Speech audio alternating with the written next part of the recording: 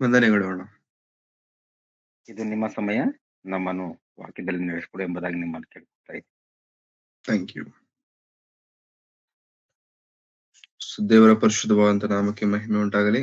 ಮುಂಜಾನೆ ವೇಳೆಯಲ್ಲಿ ಸೇರಿ ಬಂದಂತ ನಿಮ್ಮೆಲ್ಲರಿಗೂ, ಅವಕಾಶವನ್ನು ಕೊಟ್ಟಂತ ದೇವಾದಿ ದೇವರಿಗೂ ಪ್ರತಿಯೊಬ್ಬರಿಗೂ ಸಹ ಯೇಸು ಕ್ರಿಸ್ತರವರ ಪರಿಶುದ್ಧವಾದಂತ ನಾಮದಲ್ಲಿ ವಂದನೆಗಳನ್ನ ಸಲ್ಲಿಸೋನಾಗಿದ್ದೇನೆ.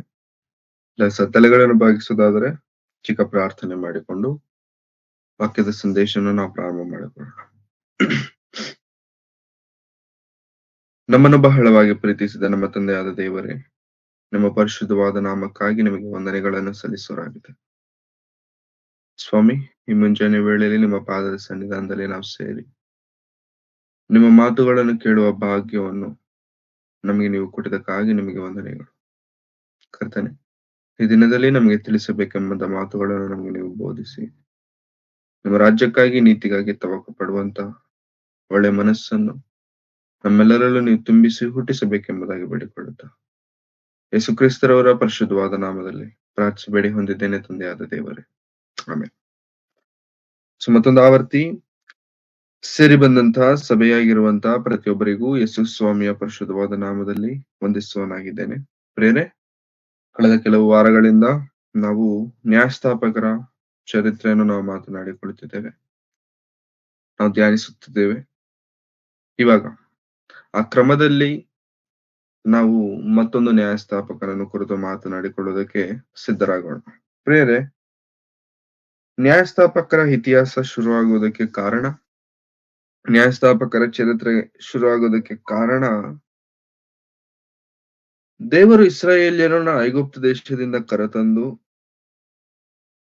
ಇಸ್ರಾಯೇಲ್ ಜನರನ್ನು ಹಾಲು ಜೇನು ಇರುವಂತ ಅಥವಾ ಹಾಲು ಜೇನು ಹರಿಯುವಂತ ದೇಶವಾಗಿರುವಂತ ಕಾನಾನ್ ದೇಶವನ್ನ ಕೊಡುತ್ತೇನೆಂಬುದಾಗಿ ವಾಗ್ದಾನ ಅವರ ಹಿರಿಯರು, ಅಂತಂದ್ರೆ ಅಬ್ರಹಾಮನಿಗೆ ದೇವರು ವಾಗ್ದಾನ ಮಾಡಿದಾಗ ಆ ವಾಗ್ದಾನವನ್ನ ನೆರವೇರಿಸುವಂತ ಕ್ರಮದಲ್ಲೇ ದೇವರು ಇಸ್ರಾಯೇಲ್ಯರನ್ನು ಐಗುಪ್ತ ದೇಶದಿಂದ ಬಿಡಿಸಿ ಕಾನಾನ್ ದೇಶಕ್ಕೆ ನಡೆಸುವಂತ ಪ್ರಯಾಣದಲ್ಲಿ ನಾಯಕರನ್ನಾಗಿ ಮೋಶೆಯನ್ನಿಟ್ಟಿದ್ದಾರೆ.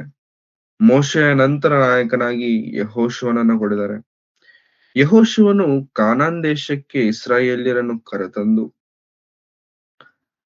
ಯೆಹೋಶುವನು ಮಾಡಿರುವಂತ ಅಥವಾ ಇಸ್ರಾಯೇಲ್ಯರು ಮಾಡಿರುವಂತ ಚಿಕ್ಕ ತಪ್ಪೇನಂತಂದ್ರೆ, ಎಲ್ಲರನ್ನೂ ನಾಶ ಮಾಡುವುದನ್ನ ಬಿಟ್ಟು, ಅಂದ್ರೆ ಕಾನಾನ್ ದೇಶದಲ್ಲಿ ಅದಕ್ಕೆ ಮೊದಲೇ ಕೆಲವರಿದ್ದರು. ನಾವು ಒತ್ನಿಯೇಲನ ಚರಿತ್ರೆಯಲ್ಲಿ ನೋಡಿಕೊಂಡಿದ್ದೇವೆ.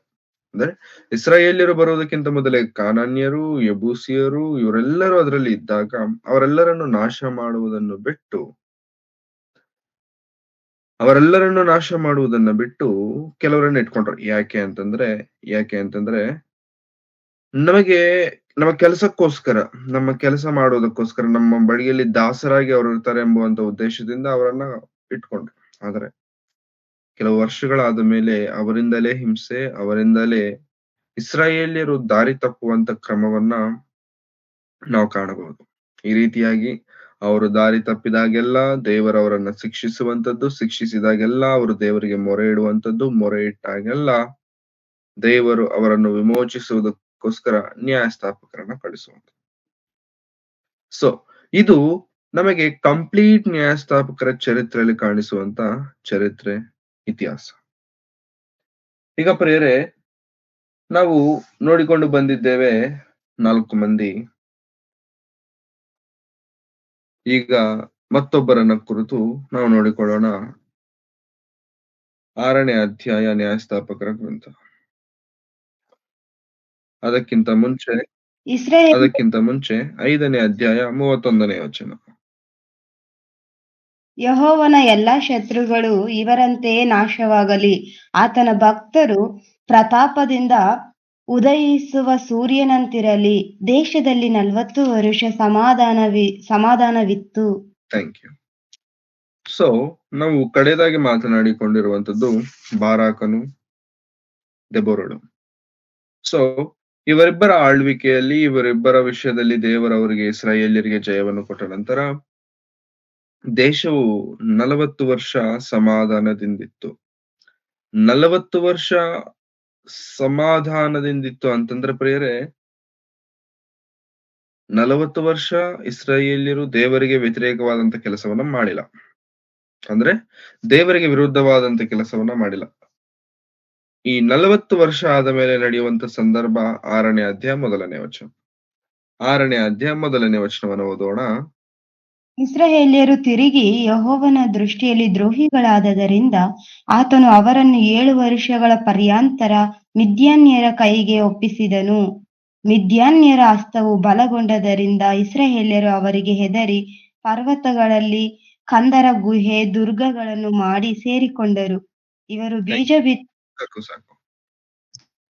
ಸೊ 6ನೇ ಅಧ್ಯಾಯ 1ನೇ ವಚನದಲ್ಲಿ ಇಸ್ರಾಯೇಲ್ಯರು ತಿರುಗಿ ಯೆಹೋವನ ದೃಷ್ಟಿಯಲ್ಲಿ ದ್ರೋಹಿಗಳಾದದರಿಂದ, ಇಸ್ರಾಯೇಲ್ಯರು ತಿರುಗಿ ಯೆಹೋವನ ದೃಷ್ಟಿಯಲ್ಲಿ ಅಂದ್ರೆ this is not the first time. ಇದು ಮೊದಲನೇ ಬಾರಿ ಅಲ್ಲ ಇಸ್ರಾಯೇಲ್ಯರು ದೇವರ ದೃಷ್ಟಿಗೆ ವಿರೋಧವಾಗಿ ಜೀವಿಸುತ್ತಿರುವಂತದ್ದು.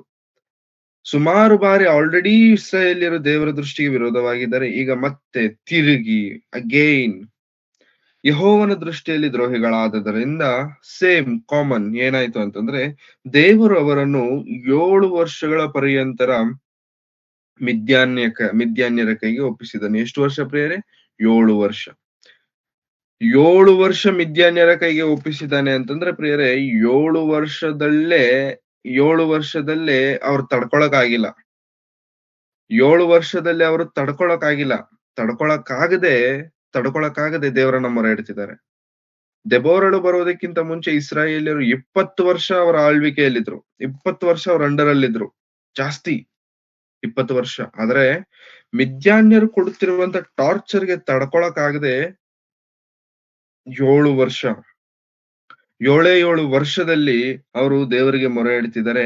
ಅವರು ಕೊಡುತ್ತಿರುವಂತ ಟಾರ್ಚರ್ ಹೇಗಿದೆ ಅಂತಂದ್ರೆ ಪ್ರಿಯರೇ, 7 ವರ್ಷಗಳ ಪರ್ಯಂತರ ಮಿದ್ಯಾನ್ಯರ ಕೈಗೆ ಒಪ್ಪಿಸಿದನು. 2ನೇ ವಚನ, ಮಿದ್ಯಾನ್ಯರ ಹಸ್ತವು ಬಲಗೊಂಡದರಿಂದ ಇಸ್ರಾಯೇಲ್ಯರು ಅವರಿಗೆ ಹೆದರಿ ಪರ್ವತಗಳಲ್ಲಿ ಕಂದರ ಗುಹೆ ದುರ್ಗಗಳನ್ನು ಮಾಡಿ ಸೇರಿಕೊಂಡರು. ಅಂತಂದ್ರೆ ಇಸ್ರಾಯೇಲ್ಯರು ಊರುಗಳಲ್ಲಿಲ್ಲ, ಮನೆಗಳಲ್ಲಿಲ್ಲ. ಮಿದ್ಯಾನ್ಯರು ಕೊಡ್ತಿರುವಂತ ಟಾರ್ಚರ್ಗೆ, ಮಿದ್ಯಾನ್ಯರು ಕೊಡ್ತಿರುವಂತ ಕಷ್ಟಕ್ಕೆ ಊರ್ ಬಿಟ್ಟು ಹೋಗ್ತಿದ್ದಾರೆ, ಮನೆ ಬಿಟ್ಟು ಓಡೋಗ್ತಿದ್ದಾರೆ, ಗುಹೆಗಳನ್ನ ಮಾಡ್ಕೊಳ್ತಿದ್ದಾರೆ, ಬೆಟ್ಟಗಳನ್ನ ಹತ್ತೋಗ್ತಿದ್ದಾರೆ. ಅಂತಂದ್ರೆ ದೇವರ ವಿಷಯದಲ್ಲಿ ದ್ರೋಹಗಳಾದಾಗ ಪ್ರಿಯರೇ, ದೇವರು ಇಸ್ರಾಯೇಲ್ಯರನ್ನು ಎಂತ ಪರಿಸ್ಥಿತಿಗೆ ತಂದಿದ್ದಾರೆ ಅಂತಂದ್ರೆ, ಹೆದರಿ ಪರ್ವತಗಳಲ್ಲಿಯೂ ಗುಹೆಗಳನ್ನ ಮಾಡಿಕೊಂಡು ಬದುಕುತ್ತಿರುವಂತ ಪರಿಸ್ಥಿತಿ. ಪ್ರಿಯರೇ, ಯಾಕೆ ನಾವು ಇಸ್ರಾಯೇಲ್ಯರ ಚರಿತ್ರೆಯನ್ನು, ನ್ಯಾಯಸ್ಥಾಪಕರ ಗ್ರಂಥವನ್ನು ಪರ್ಟಿಕ್ಯುಲರ್ ಆಗಿ ನಾವು ಓದಬೇಕು ಅಂದಾಗ ಒಂದು ನಾವು ಅರ್ಥ ಮಾಡಿಕೊಳ್ಬೇಕಾಗಿರುವಂತದ್ದು, ದೇವರಿಗೆ ವಿರೋಧವಾಗಿ ಬದುಕಿದಾಗ, ದೇವರಿಗೆ ವ್ಯತಿರೇಕವಾಗಿ ಜೀವಿಸಿದಾಗ, ದೇವರ ದೃಷ್ಟಿಗೆ ದ್ರೋಹಿಗಳಾದಾಗ, ದೇವರು ನಮ್ಮನ್ನು ಕೈ ಬಿಟ್ಟಾಗ ಪರಿಸ್ಥಿತಿಗಳು ಹೇಗಿರುತ್ತವೆ ಅನ್ನುವಂಥದ್ದು ಇಸ್ರಾಯೇಲ್ಯರ ಜೀವನದಲ್ಲಿ ನ್ಯಾಯಸ್ಥಾಪಕರ ಒಂದು ಪರ್ಟಿಕ್ಯುಲರ್ ಪೇಜ್ ಅಲ್ಲಿ ನಮಗೆ ಅರ್ಥ ಆಗತ್ತೆ. ದೇವರು ಕೈ ಬಿಟ್ರ ಪ್ರಿಯರೇ, ದೇವರು ನಮ್ಮನ್ನು ತೊರೆದರು, ದೇವರ ಸಹಾಯ ನಮ್ಮೊಂದಿಗೆ ಇಲ್ಲ ಅಂತಂದ್ರೆ ಪ್ರಿಯರೇ, ನಮ್ಮ ಜೀವನ ಹೇಳಲಿಕ್ಕಾಗದೇ ಇರುವಂತ ಪರಿಸ್ಥಿತಿಯಲ್ಲಿರುವಂತದ್ದಾಗಿದೆ. ಹಾಗಾಗಿ ಇಸ್ರಾಯೇಲ್ಯರ ಪರಿಸ್ಥಿತಿನೂ ಕೂಡ ಅಂತ್ಯ ಸ್ಥಿತಿಯಲ್ಲಿ ಬಂದಿದೆ. ಮತ್ತೆ ತಿರುಗಿ ದೇವರ ದೃಷ್ಟಿಯಲ್ಲಿ ದ್ರೋಹಿಗಳಾದದರಿಂದ ದೇವರು ಅವರನ್ನು ಮಿದ್ಯಾನ್ಯರ ಕೈಗೆ ಒಪ್ಪಿಸಿದನು. ಈ ಮಿದ್ಯಾನ್ಯರು ಅವರನ್ನ ಕೊಟ್ಟಿರುವಂತ ಟಾರ್ಚರ್ಗೆ ಅವರು ದೇಶದಲ್ಲೇ ಇರಲಿಕ್ಕಾಗ್ತಿಲ್ಲ, ಊರಲ್ಲಿ ಇರಲಿಕ್ಕಾಗ್ತಿಲ್ಲ, ಮನೆಯಲ್ಲಿ ಇರಲಿಕ್ಕಾಗ್ತಿಲ್ಲ. ಬೆಟ್ಟ ಗುಡ್ಡಗಳನ್ನ ನೋಡ್ಕೊಂಡು ಅಲ್ಲಿ ಗುಹೆಗಳನ್ನ ಮಾಡಿಕೊಂಡು ಅಲ್ಲಿ ವಾಸ ಮಾಡ್ತಿದ್ದಾರೆ ಅಂತಂದ್ರೆ ಪ್ರಿಯರೇ, ದೇವರು ಅವರನ್ನ ಮನೆಗಳಿಂದಾನೇ ಓಡಿಸ್ಬಿಟ್ಟಿದ್ದಾರೆ. ಎಸ್, ಯಾವಾಗಾದ್ರೆ ನಾವು ದೇವರಿಗೆ ವ್ಯತಿರೇಕವಾಗಿ ಜೀವಿಸ್ತೇವಲ್ವ ಪ್ರಿಯರೇ, ಎಷ್ಟು ದೇವರ ಆಸೆ ಇಟ್ಟು, ಎಷ್ಟು ದೇವರು ವಾಗ್ದಾನಗಳನ್ನ ಮಾಡಿ, ಉಪಕಾರಗಳನ್ನ ಮಾಡಿ, ಅದ್ಭುತ ಕಾರ್ಯಗಳನ್ನ ಮಾಡಿ ಇಸ್ರಾಯೇಲ್ಯರಿಗೆ ಆ ದೇಶವನ್ನ ಕೊಟ್ಟಿದ್ದಾರೆ ಅಂತಂದ್ರೆ ನಮ್ಮೆಲ್ಲರಿಗೂ ಗೊತ್ತು. ಇಂದಿನ ಚರಿತ್ರೆ ಇಂದಿನ ಚರಿತ್ರೆ ನಮ್ಮೆಲ್ಲರಿಗೂ ಗೊತ್ತು. ಮೋಶೆ ಅಂತಂದ್ರೆ ಅಬ್ರಹಾಮನಿಗೆ ವಾಗ್ದಾನ ಮಾಡಿ, ಇಸಾಕನಿಗೆ ವಾಗ್ದಾನ ಮಾಡಿ, ಯಾಕೋಬನೇ ನಿನಗೂ ನಿನ್ನ ಸಂತಾನಕ್ಕೂ ನಾನು ಈ ದೇಶವನ್ನ ಕೊಡುತ್ತೇನೆ ಅಂತ ಹೇಳಿ, ಅವರು ಐಗುಪ್ತ ದೇಶಕ್ಕೆ ಹೋಗಿ ಅಲ್ಲಿ ದಾಸರಾಗಿರಬೇಕಾದ್ರೆ ಅವರನ್ನು ಅಲ್ಲಿಂದ ಬಿಡಿಸಿ ಮೋಶೆ ನಾಯಕತ್ವದ ಮೂಲಕವಾಗಿ ಈ ಕನಾನ್ ದೇಶಕ್ಕೆ ನಡೆಸೋದಕ್ಕೆ 40 ವರ್ಷಗಳ ಕಾಲ ಆ ಒಂದು ಅರಣ್ಯದಲ್ಲಿ ತಿರುಗಿಸಿ ಯಾವುದೇ ರೀತಿಯಂತ ಕೊರತೆ ಬರದಂತೆ ನೋಡಿಕೊಂಡು ಇಷ್ಟೆಲ್ಲಾ ಮಾಡಿ ಯುದ್ಧಗಳನ್ನ ಮಾಡಿ ಜಯಿಸಿ ಅವರಿಗೆ ಆ ದೇಶವನ್ನ ಕೊಟ್ಟರೆ ಪ್ರಿಯರೇ, ಆ ದೇಶದಲ್ಲಿ ಇರಲಿಕ್ಕಾಗದೇ ಇರುವಂತ ಪರಿಸ್ಥಿತಿಗಳಲ್ಲಿ ಇಸ್ರಾಯೇಲ್ಯರಿದ್ದಾರೆ. ಕಾರಣ ಕಾರಣ ಅವರು ದೇವರ ವಿಷಯದಲ್ಲಿ ಮಾಡಿರುವಂತ ದ್ರೋಹ, ದೇವರ ವಿಷಯದಲ್ಲಿ ಮಾಡಿರುವಂತ ತಪ್ಪು. ಪ್ರಿಯರೇ, 6ನೇ ಅಧ್ಯಾಯಕ್ಕೆ ನಾವು ಇವಾಗ ಓದಿಕೊಂಡಿದ್ದೇವೆ. ಇಸ್ರಾಯೇಲ್ಯರು ತಿರುಗಿ ಯೆಹೋವನ ದೃಷ್ಟಿಯಲ್ಲಿ ದ್ರೋಹಿಗಳಾದುದರಿಂದ ಆತನು ಅವರನ್ನು 7 ವರ್ಷಗಳ ಪರ್ಯಂತರ ಮಿದ್ಯಾನ್ಯರ ಕೈಗೆ ಒಪ್ಪಿಸಿದನು. ಮಿದ್ಯಾನ್ಯರ ಹಸ್ತವು ಬಲಗೊಂಡದರಿಂದ ಇಸ್ರಾಯೇಲ್ಯರು ಅವರಿಗೆ ಹೆದರಿ ಪರ್ವತಗಳಲ್ಲಿ ಕಂದರ ಗುಹೆ ದುರ್ಗಗಳನ್ನು ಮಾಡಿ ಸೇರಿಕೊಂಡರು. ಇವರು ಏನ್ ಮಾಡ್ತಿದ್ರು ಮಿದ್ಯಾನ್ಯರು ಅಂತಂದ್ರೆ, ಇವರು ಬೀಜ ಬಿತ್ತಿದ್ದ ತರುವಾಯ ಮಿದ್ಯಾನ್ಯರು, ಅಮಾಲೇಕ್ಯರು, ಮೂಡನ ದೇಶದವರು ಇವರಿಗೆ ವಿರೋಧವಾಗಿ ದಂಡೆತ್ತಿ ಬಂದು ಇಳುಕೊಂಡು ಗಾಜಾ ಪ್ರಾಂತದವರೆಗಿದ್ದ ಎಲ್ಲಾ ಭೂಮಿಯ ಹುಟ್ಟುವಳಿಯನ್ನು ಹಾಳು ಮಾಡಿಬಿಟ್ಟದ್ದರಿಂದ ಅವರಿಗೆ ದವಸ ಧಾನ್ಯವಾಗಲಿ ಕುರಿದನ ಕತ್ತೆಗಳಾಗಲಿ ಉಳಿಯಲೇ ಇಲ್ಲ. ಆ ಶತ್ರುಗಳು ತಮ್ಮ ಕುರಿದನ ಗುಡಾರಗಳ ಸಹಿತವಾಗಿ ಮಿಡತೆಗಳಂತೆ ಗುಂಪು ಗುಂಪಾಗಿ ಬಂದರು. ಅವರು ಅವರ ಒಂಟೆಗಳು ಅಸಂಖ್ಯ. ಆ ಗುಂಪೆಲ್ಲ ಬಂದು ದೇಶವನ್ನು ಹಾಳು ಮಾಡುತ್ತಿತ್ತು. ಇಸ್ರಾಯೇಲ್ಯರು ಮಿದ್ಯಾನ್ಯರ ದೆಸೆಯಿಂದ ಬಲು ಕುಗ್ಗಿ ಹೋಗಿ ಯೆಹೋವನಿಗೆ ಮೊರೆ ಇಟ್ಟರು. ಇವರು ಯಾವಾಗಾದ್ರೆ ಬೀಜ ಬಿತ್ತಿ ಆ ಬೀಜ ಇನ್ನೇನ್ ಕೈಗ್ ಬರ್ತಿದೆ, ಇನ್ನೇನ್ ಅದನ್ನ ಕಿತ್ತಬೇಕು, ಕೀಳ್ಬೇಕು, ಅದನ್ನ ಯೂಸ್ ಮಾಡ್ಕೊಳ್ಬೇಕು, ತಿನ್ಲಿಕ್ಕೆ ಯೂಸ್ ಆಗುವಂತ ಸ್ಥಿತಿಗೆ ಅದು ಬೆಳೆದಿದೆ ಅಂತಂದಾಗ ಅದನ್ನ ಬಿತ್ತಿ ಇನ್ನೇನ್ ಅವ್ರು ಕಿತ್ತಬೇಕನ್ನುವಂತ ಪರಿಸ್ಥಿತಿಗೆ ಆ ಟೈಮ್ ಅಲ್ಲಿ ಪ್ರಿಯರೇ, ಈ ಮಿದ್ಯಾನ್ಯರು, ಮೂಡನ ದೇಶದವರು, ಅಮಾಲೇಕ್ಯರೆಲ್ಲರೂ ಸೇರಿಕೊಂಡು ಬಂದು ಅವರ ಮೇಲೆ ದಂಡಿಳಿತಿದಾರಂತೆ. ಅವರ ಮೇಲೆ ದಂಡೆತ್ತಿ ಬಂದು ಅವರ ಊಟವನ್ನ ತೆಗೆದುಕೊಳ್ಳುತ್ತಿದ್ದಾರೆ. ಜೊತೆಗೆ ಅವರ ಕುರಿ, ದನ, ಹಸುಗಳನ್ನ ತೆಗೆದುಕೊಂಡು ಹೋಗ್ತಿದ್ದಾರೆ. ಅಂತಂದ್ರೆ ಅವ್ರು ಊಟ ಮಾಡ್ಲಿಕ್ಕೂ ಕೂಡ ಇಲ್ಲ. ನೋಡಿ ಪ್ರಿಯರೇ, ಅವ್ರು ಬಿತ್ತಿರುವಂತದ್ದನ್ನೇ ತಿನ್ಲಿಕ್ಕೆ ಆಗ್ತಿಲ್ಲ ಅಂತಂದ್ರೆ ಅವರ ಬಳಿಯಲ್ಲಿರುವಂತ ಆಸ್ತಿ ಅಂತಂದ್ರೆ ಏನು, ಕುರಿದನ, ಮೇಕೆಗಳು, ಇವೇ ಅವ್ರ ಹತ್ರ ಇಲ್ಲ ಅಂತಂದ್ರೆ ಇನ್ ಏನ್ ಮಾಡ್ತಾರೆ ಅಂತಂದ್ರೆ ಊಟಕ್ಕೂ ಇಲ್ಲದೆ ತರ ಮಾಡ್ತಿದ್ದಾರೆ. ಊಟನೂ ಇಲ್ಲ ಇಸ್ರಾಯೇಲ್ಯರಿಗೆ. ತಿಂಡಿ ಮಾಡ್ಬೇಕು ಅಂತಂದ್ರೆ ಭಾಗ್ಯ ಇರಬೇಕು ಆ ದಿನಗಳಲ್ಲಿ ಇಸ್ರಾಯೇಲ್ಯರಿಗೆ. ಮಿದ್ಯಾನ್ಯರ ಅಂಡರಲ್ಲಿ ಅವರ ಕೈ ಎಷ್ಟು ಬಲವಾಗಿತ್ತು ಅಂತಂದ್ರೆ ಅವರ ಅಸಂಖ್ಯ ಲೆಕ್ಕ ಮಾಡ್ಲಿಕ್ಕಾಗದೇ ಇರುವಷ್ಟು ದೊಡ್ಡ ಸಂಖ್ಯೆಯಲ್ಲಿ ಮಿದ್ಯಾನ್ಯರಿದ್ದಾರೆ. ಅವರನ್ನ ಎದುರಿಸಲು ಆಗಲಿ, ಅವರನ್ನ ಜಯಿಸಲು ಆಗ್ಲಿ ಇವರಿಂದ ಆಗ್ತಿಲ್ಲ. ಹೋಗ್ಲಿ, ಇದೇ ದಾಸತ್ವದಲ್ಲಿರೋಣ, ನಮ್ಗೇನಿದು ಹೊಸದಲ್ಲ. ಇಸ್ರಾಯೇಲ್ಯರಿಗೇನು ದಾಸತ್ವದಲ್ಲಿರೋದು ಹೊಸದಲ್ಲ.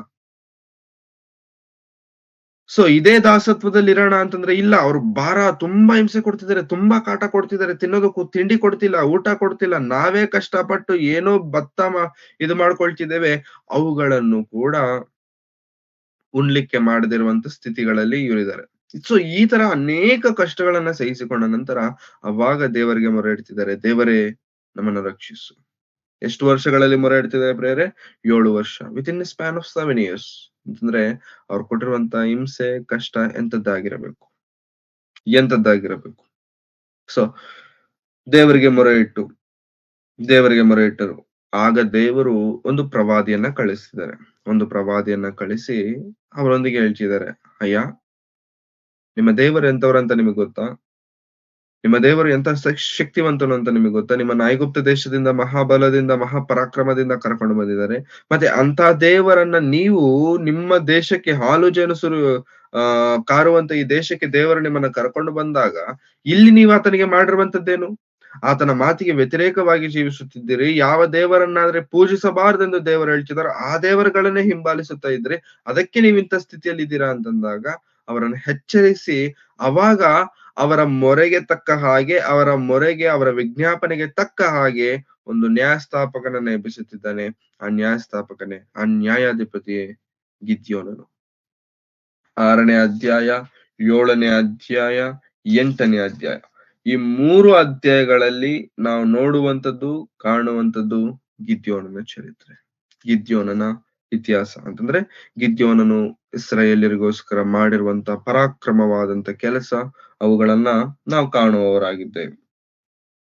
ಸೊ ಯಾವಾಗಾದ್ರೆ ಈ ಒಂದು ಪ್ರವಾದಿ ಬಂದು ಇಸ್ರಾಯೇಲರಿಗೆ ಹೇಳ್ತಾನೋ, ನೀವು ಇನ್ನು ಮೇಲೆ ಅನ್ಯ ದೇವತೆಗಳನ್ನ ಪೂಜಿಸಬಾರದು, ಅವುಗಳನ್ನು ನೀವು ನಮಸ್ಕರಿಸಬಾರದು ಎಂಬುದಾಗಿ ಎಚ್ಚರಿಸಿ ಹೊರಟ ನಂತರ ದೇವರು ಒಂದು ವ್ಯಕ್ತಿಯ ಬಳಿಗೆ ಬರ್ತಿದ್ದಾನೆ. ದೇವರು ಗಿದ್ಯೋನನ ಬಳಿಗೆ ಬರ್ತಿದ್ದಾನೆ. 6ನೇ ಅಧ್ಯಾಯ 11ನೇ ವಚನ. 6ನೇ ಅಧ್ಯಾಯ 11ನೇ ವಚನ. ಆಮೇಲೆ ಯೆಹೋವನ ದೂತನು ಬಂದು ಒಫ್ರದಲ್ಲಿದ್ದ ಏಳಾ ವೃಕ್ಷದ ಅಡಿಯಲ್ಲಿ ಕೂತುಕೊಂಡನು. ಅದು ಅಬೀಯೆಜರನ ಗೋತ್ರದವನಾದ ಯೋವಾಷನದಾಗಿತ್ತು. ಅವನ ಮಗನಾದ ಗಿದ್ಯೋನನು ಮಿದ್ಯಾನ್ಯರಿಗೆ ಗೊತ್ತಾಗದ ಹಾಗೆ ಅಲ್ಲಿನ ದ್ರಾಕ್ಷೆಯ ಹಳೆಯ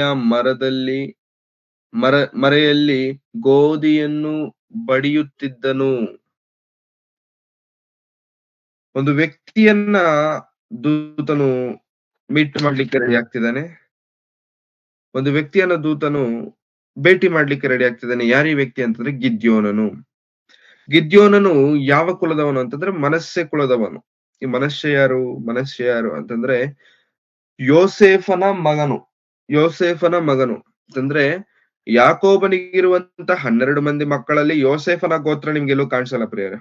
ಯೋಸೇಫನ ಗೋತ್ರದವರೆಂಬುದಾಗಿ ಎಲ್ಲೂ ಕಾಣಿಸೋದಿಲ್ಲ. ಅವಾಗ ಯಾಕೋಬನ ಇನ್ನೇನು ಪ್ರಾಣ ಬಿಡುತ್ತಿರಬೇಕಾದ್ರೆ ಅವನ ಮೊಮ್ಮಕ್ಕಳನ್ನು ಅಂತಂದ್ರೆ ಯೋಸೇಫನ ಮಕ್ಕಳಿಬ್ಬರನ್ನು ಕರೆದುಕೊಂಡು ಬಂದು, ಅಪ್ಪ, ಇವರಿಬ್ರು ನನ್ನ ಮಕ್ಕಳು, ಮನಶ್ಶೆ, ಎಫ್ರಾಯಿಂ, ಇವರಿಬ್ಬರು ನನ್ನ ಮಕ್ಕಳು, ಇವರಿಬ್ಬರನ್ನು ನಿನ್ನ ಕುಟುಂಬದವರನ್ನಾಗಿ ನಿನ್ನ ಮಕ್ಕಳಾಗಿ ಆರಿಸಿಕೊ ಎಂಬುದಾಗಿ ಹೇಳಿದಾಗ ಸರಿ ಆಯ್ತು ಅಂತ ಹೇಳಿ ಅವಾಗ ಮನಶ್ಶೆ, ಎಫ್ರಾಯಿಂ ಅವರನ್ನು ಯಾಕೋಬನ್ ಆಕ್ಸೆಪ್ಟ್ ಮಾಡ್ತಾನೆ. ಹಾಗಾಗಿ ಇಸ್ರಾಯೇಲ್ಯರ ಕುಲದಲ್ಲಿ 12 ಮಂದಿ ನಮಗೆ ಕಾಣಿಸುವಂತವರಾಗ್ತಾರೆ. ಹಾಗಾಗಿ ಸೊ ಈ ರೀತಿಯಾಗಿ ಇದ್ದಂತವರ ಮನಸ್ಸೆ ಕುಲಕ್ಕೆ ಸೇರಿದವನು ಗಿದ್ಯೋನನು. ಅವರ ತಂದೆ ಹೆಸರನ್ನು ಕೂಡ ದೇವರಲ್ಲಿ ಬರೆಸುತ್ತಿದ್ದಾರೆ, ಯೋವಾಷನು. ಸೊ ಈ ಮಾತುಗಳನ್ನ, ಈ ಹೆಸರುಗಳನ್ನ ನಾವು ನೆನಪಿಟ್ಟುಕೊಳ್ಳೋಣ. ಸೊ ಈ ಅವನ ಮಗನಾದ ಯೋವಾಷನ ಮಗನಾದ ಗಿದ್ಯೋನನು ಮಿದ್ಯಾನ್ಯರಿಗೆ ಗೊತ್ತಾಗದ ಹಾಗೆ ಅಲ್ಲಿನ ದ್ರಾಕ್ಷೆಯ ಆಳೆಯ ಮರೆಯಲ್ಲಿ ಗೋಧಿಯನ್ನು ಬಡಿಯುತ್ತಿದ್ದನು. ಅಂತಂದ್ರೆ ಬಿತ್ತಲ್ಪಟ್ಟಿರುವಂತ ಭತ್ತವನ್ನ ಅಥವಾ ಬಿತ್ತಲ್ಪಟ್ಟಿರುವಂತ ಒಂದು ಇದನ್ನ ಹೊಲದಲ್ಲಿರುವಂತ ವಸ್ತುಗಳನ್ನ ಇವ್ರು ಬಂದು ಹಾಳು ಮಾಡ್ತಿದ್ದಾರೆ. ಯಾರು ಮಿದ್ಯಾನ್ಯರು ಬಂದು ಹಾಳು ಮಾಡಿ ಬಾಳ್ಕೊಂಡು ಹೋಗ್ತಿದ್ದಾರೆ. ಅವರಿಗೆ ಗೊತ್ತಾಗದೆ ಹಾಗೆ ಗೋಧಿಯನ್ನ ಬಳಸಿಕೊಂಡು, ಕೆಲವುಗಳನ್ನ ಬಚ್ಚಿಟ್ಕೊಂಡು, ಅವ್ರಿಗೆ ಗೊತ್ತಾಗದೆ ಹಾಗೆ, ಅವ್ರಿಗೆ ಕಾಣಿಸದೆ ಹಾಗೆ ಎಲ್ಲೋ ಮರೆಯಲ್ಲಿ ಹೋಗಿ ಅಲ್ಲಿ ಆ ಗೋಧಿಯನ್ನ ಹೊಡಿತಿದ್ದಾನಂತೆ. ಅಂತಂದ್ರೆ ಗೋಧಿಯನ್ನ ಬಡಿಯುತ್ತಿದ್ದಾನೆ, ಗೋಧಿಗಳನ್ನ ಸಪರೇಟ್ ಮಾಡ್ತಿದ್ದಾನೆ, ಕೆಲಸ ಮಾಡ್ಕೊಳ್ತಿದ್ದಾನೆ, ತಿನ್ಲಿಕ್ಕೆ ಏರ್ಪಾಟುಗಳನ್ನ ಮಾಡ್ಕೊಳ್ತಿದ್ದಾನೆ. ಯಾರಿಗ್ ಗೊತ್ತಾಗದೆ? ಮಿದ್ಯಾನ್ಯರಿಗೆ ಗೊತ್ತಾಗದೆ. ಮಿದ್ಯಾನ್ಯರಿಗೆ ಗೊತ್ತಾದ್ರೆ ಇನ್ನೇನಾದ್ರೂ ಇದೆಯಾ? ಬರ್ತಾರೆ, ಮತ್ತೆ ಅವ್ರು ಬರ್ತಾರೆ, ಕಿತ್ಕೊಳ್ತಾರೆ, ಒಯ್ತಾರೆ ಅಂತೇಳಿ ಅವರಿಗೆ ಹೆದರಿ ಯಾರಿಗೂ ಗೊತ್ತಾಗದ ಹಾಗೆ ಗಿದ್ಯೋನನು ಬಚ್ಚಿಟ್ಕೊಂಡು ಮಾಡ್ತಿದ್ದಾನೆ ಕೆಲಸ. ಇಂಥವನ ಹತ್ರ ದೇವರು ಬಂದು, ಯೆಹೋವನ ದೂತನು ಬಂದು, 12ನೇ ವಚನ, ಯೆಹೋವನ ದೂತನು ಗಿದ್ಯೋನನಿಗೆ ಪ್ರತ್ಯಕ್ಷನಾಗಿ ಅವನಿಗೆ, ಪರಾಕ್ರಮಶಾಲಿಯೇ,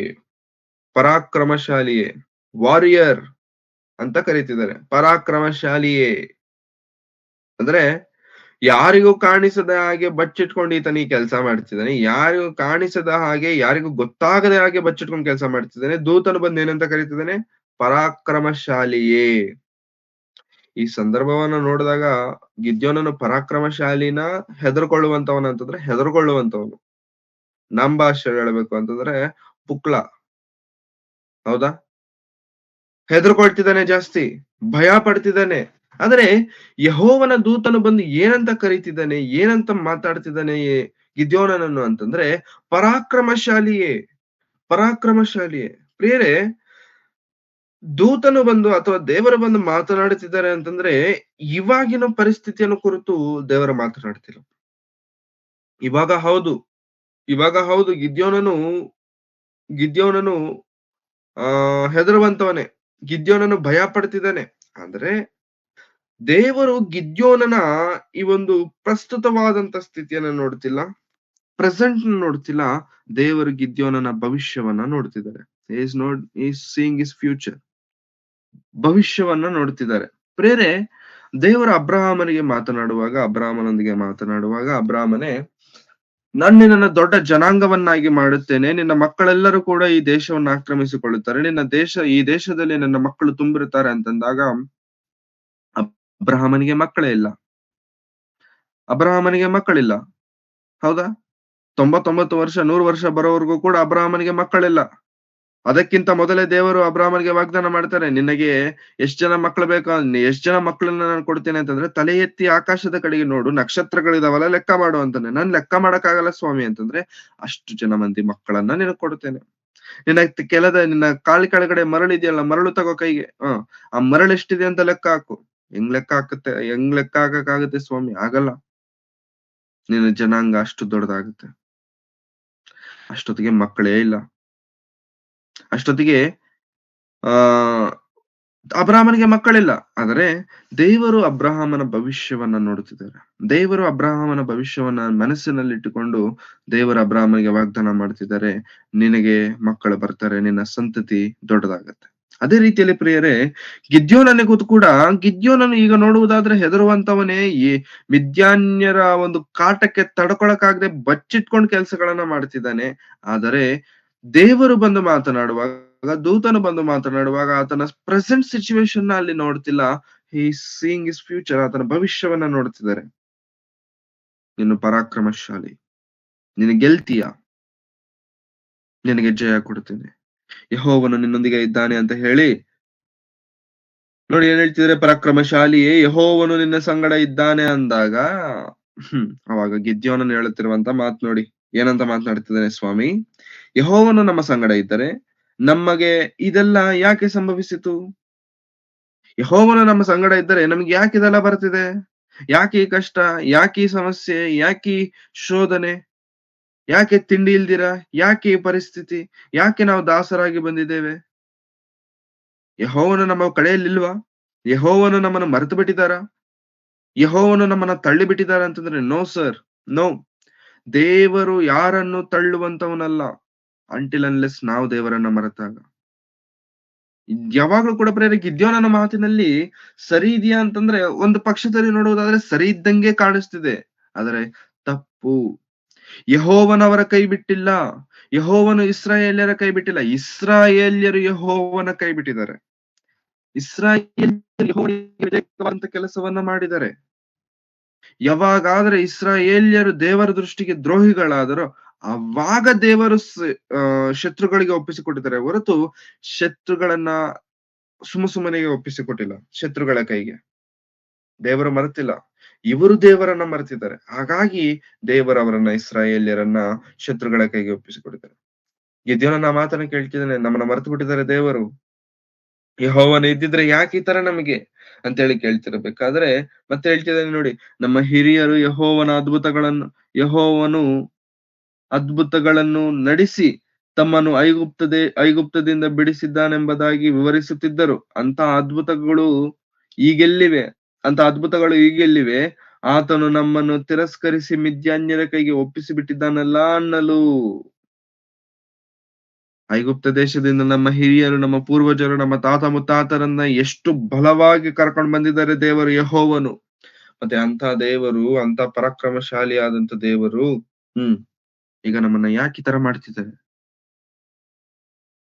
ಈಗ ನಮ್ಮನ್ನ ಯಾಕೆ ಮಿದ್ಯಾನ್ಯರ ಕೈಗೆ ಒಪ್ಪಿಸಿಕೊಟ್ಟಿದ್ದಾರೆ ಅಂತಂದಾಗ, ಯೆಹೋವನು ಮಾತನಾಡುತ್ತಾ, ಅವನನ್ನು ಚೆನ್ನಾಗಿ ನೋಡಿ, ನಾನು ನಿನ್ನನ್ನು ಕಳುಹಿಸುತ್ತೇನೆ, ಹೋಗು, ಈ ನಿನ್ನ ಬಲದಿಂದ ಇಸ್ರಾಯೇಲ್ಯರು ಮಿದ್ಯಾನ್ಯರಿಂದ ಬಿಡಿಸು ಎಂದು ಹೇಳಿದನು. ಗಿದ್ಯೋನನು ಒಂದು ಮಾತನಾಡ್ತಿದ್ರೆ, ದೂತನೊಂದು ಮಾತನಾಡ್ತಿದ್ದಾನೆ. ಗಿದ್ಯೋನನ್ ಏನ್ ಮಾಡ್ತಿದ್ದಾನೆ? ಏನಯ್ಯ ಹಿಂಗ್ ಮಾಡ್ಬಿಟ್ಟೆ ನೀನ್ ನನಗೆ ಅಂತ, ನಮ್ಮೆಲ್ಲರಿಗೂ ಏನ್ ಹಿಂಗ ಅನ್ಯಾಯ ಮಾಡ್ಬಿಟ್ಟಿದ್ಯಾ ನೀನು ಅಂತೇಳಿ ಗಿದ್ಯೋನನ ಮಾತನಾಡ್ತಿದ್ರೆ, ಯೆಹೋವನ್ ಏನಂತ ಮಾತನಾಡ್ತಿದ್ದಾರೆ? ನೀನು ಪರಾಕ್ರಮಶಾಲಿ, ನಿನ್ನೊಂದಿಗೆ ದೇವರಿದ್ದಾರೆ. ಹಾ, ಆಮೇಲೆ ಇವಾಗೇನ್ ಕೇಳ್ತಿದ್ದಾರೆ ಅಂತಂದ್ರೆ, ನೀನ್ ತಲೆ ಕೆಡ್ಸ್ಕೊಬೇಡ, ನೀನ್ ಹೋಗು, ನಿನ್ನ ಬಲದಿಂದ ಇಸ್ರಾಯೇಲ್ಯರನ್ನು ಮಿದ್ಯಾನ್ಯರಿಂದ ಬಿಡಿಸು ಎಂದು ಹೇಳಿದನು. ನಿನಗೆ ಬಲ ಇದೆಯಲ್ಲ, ಈ ಬಲದಿಂದ ಇಸ್ರಾಯೇಲ್ಯರನ್ನು ಬಿಡಿಸು ಮಿದ್ಯಾನ್ಯರ ಕೈಯಿಂದ. ಈ ಮಾತನ್ನ ಕೇಳಿದ ತಕ್ಷಣ ಗಿದ್ಯೋನನು ಈ ಮಾತನ್ನ ಕೇಳಿದ ತಕ್ಷಣ 15ನೇ ವಚನ, ಸ್ವಾಮಿ, ನಾನು ಇಸ್ರಾಯೇಲ್ಯರನ್ನು ರಕ್ಷಿಸುವುದು ಹೇಗೆ? ಏನ್ ಮಾತಾಡ್ತಿದ್ಯಾ? ನಾನು ಇಸ್ರಾಯೇಲ್ಯರನ್ನು ರಕ್ಷಿಸುವುದು ಹೇಗೆ? ಮನಸ್ಸೆ ಕುಲದಲ್ಲಿ ನನ್ನ ಮನೆಯು ಕನಿಷ್ಠವಾದದ್ದು ಮತ್ತು ನಾನು ನಮ್ಮ ಕುಟುಂಬದಲ್ಲಿ ಅಲ್ಪನು ಅನ್ನಲು. ನಾನು ಮನಸ್ಸೆ ಕುಟುಂಬಕ್ಕೆ ಸೇರಿದವನು, ಕೊನೆಯ ಗೋತ್ರದವನು ನಾನು. I am the last. ಆ ಕೊನೆಯ ಗೋತ್ರದಲ್ಲಿಯೂ ಲಾಸ್ಟ್, ಹೌದಾ? ಲಾಸ್ಟ್ ಅಲ್ಲಿರುವಂತದ್ದು ಎಫ್ರಾಯಿಮ್ ಆದ್ರೆ ಅದಕ್ಕಿಂತ ಮುಂಚೆ ಲಾಸ್ಟ್ ಗೋತ್ರದವನು, ಅದರಲ್ಲೂ ಕಡೇ ಮನೆಯವನು ನಾನು. ಸೊ ನನ್ನನ್ನು ಯಾಕೆ ಸ್ವಾಮಿ ಈ ತರ ಕರಿತಿದ್ಯಾ? ನಾನು ಬರಕ್ಕಾಗಲ್ಲ. ದೇವರು ಕರಿತಿದ್ದಾರೆ ಅಂತಂದಾಗ ಬರಕ್ಕಾಗಲ್ಲ ಅಂತ ಹೇಳಿದವರು ಇನ್ನೊಬ್ರು ಇದ್ರು ಪ್ರಿಯರೇ. ಯಾರು ಹೇಳಿ?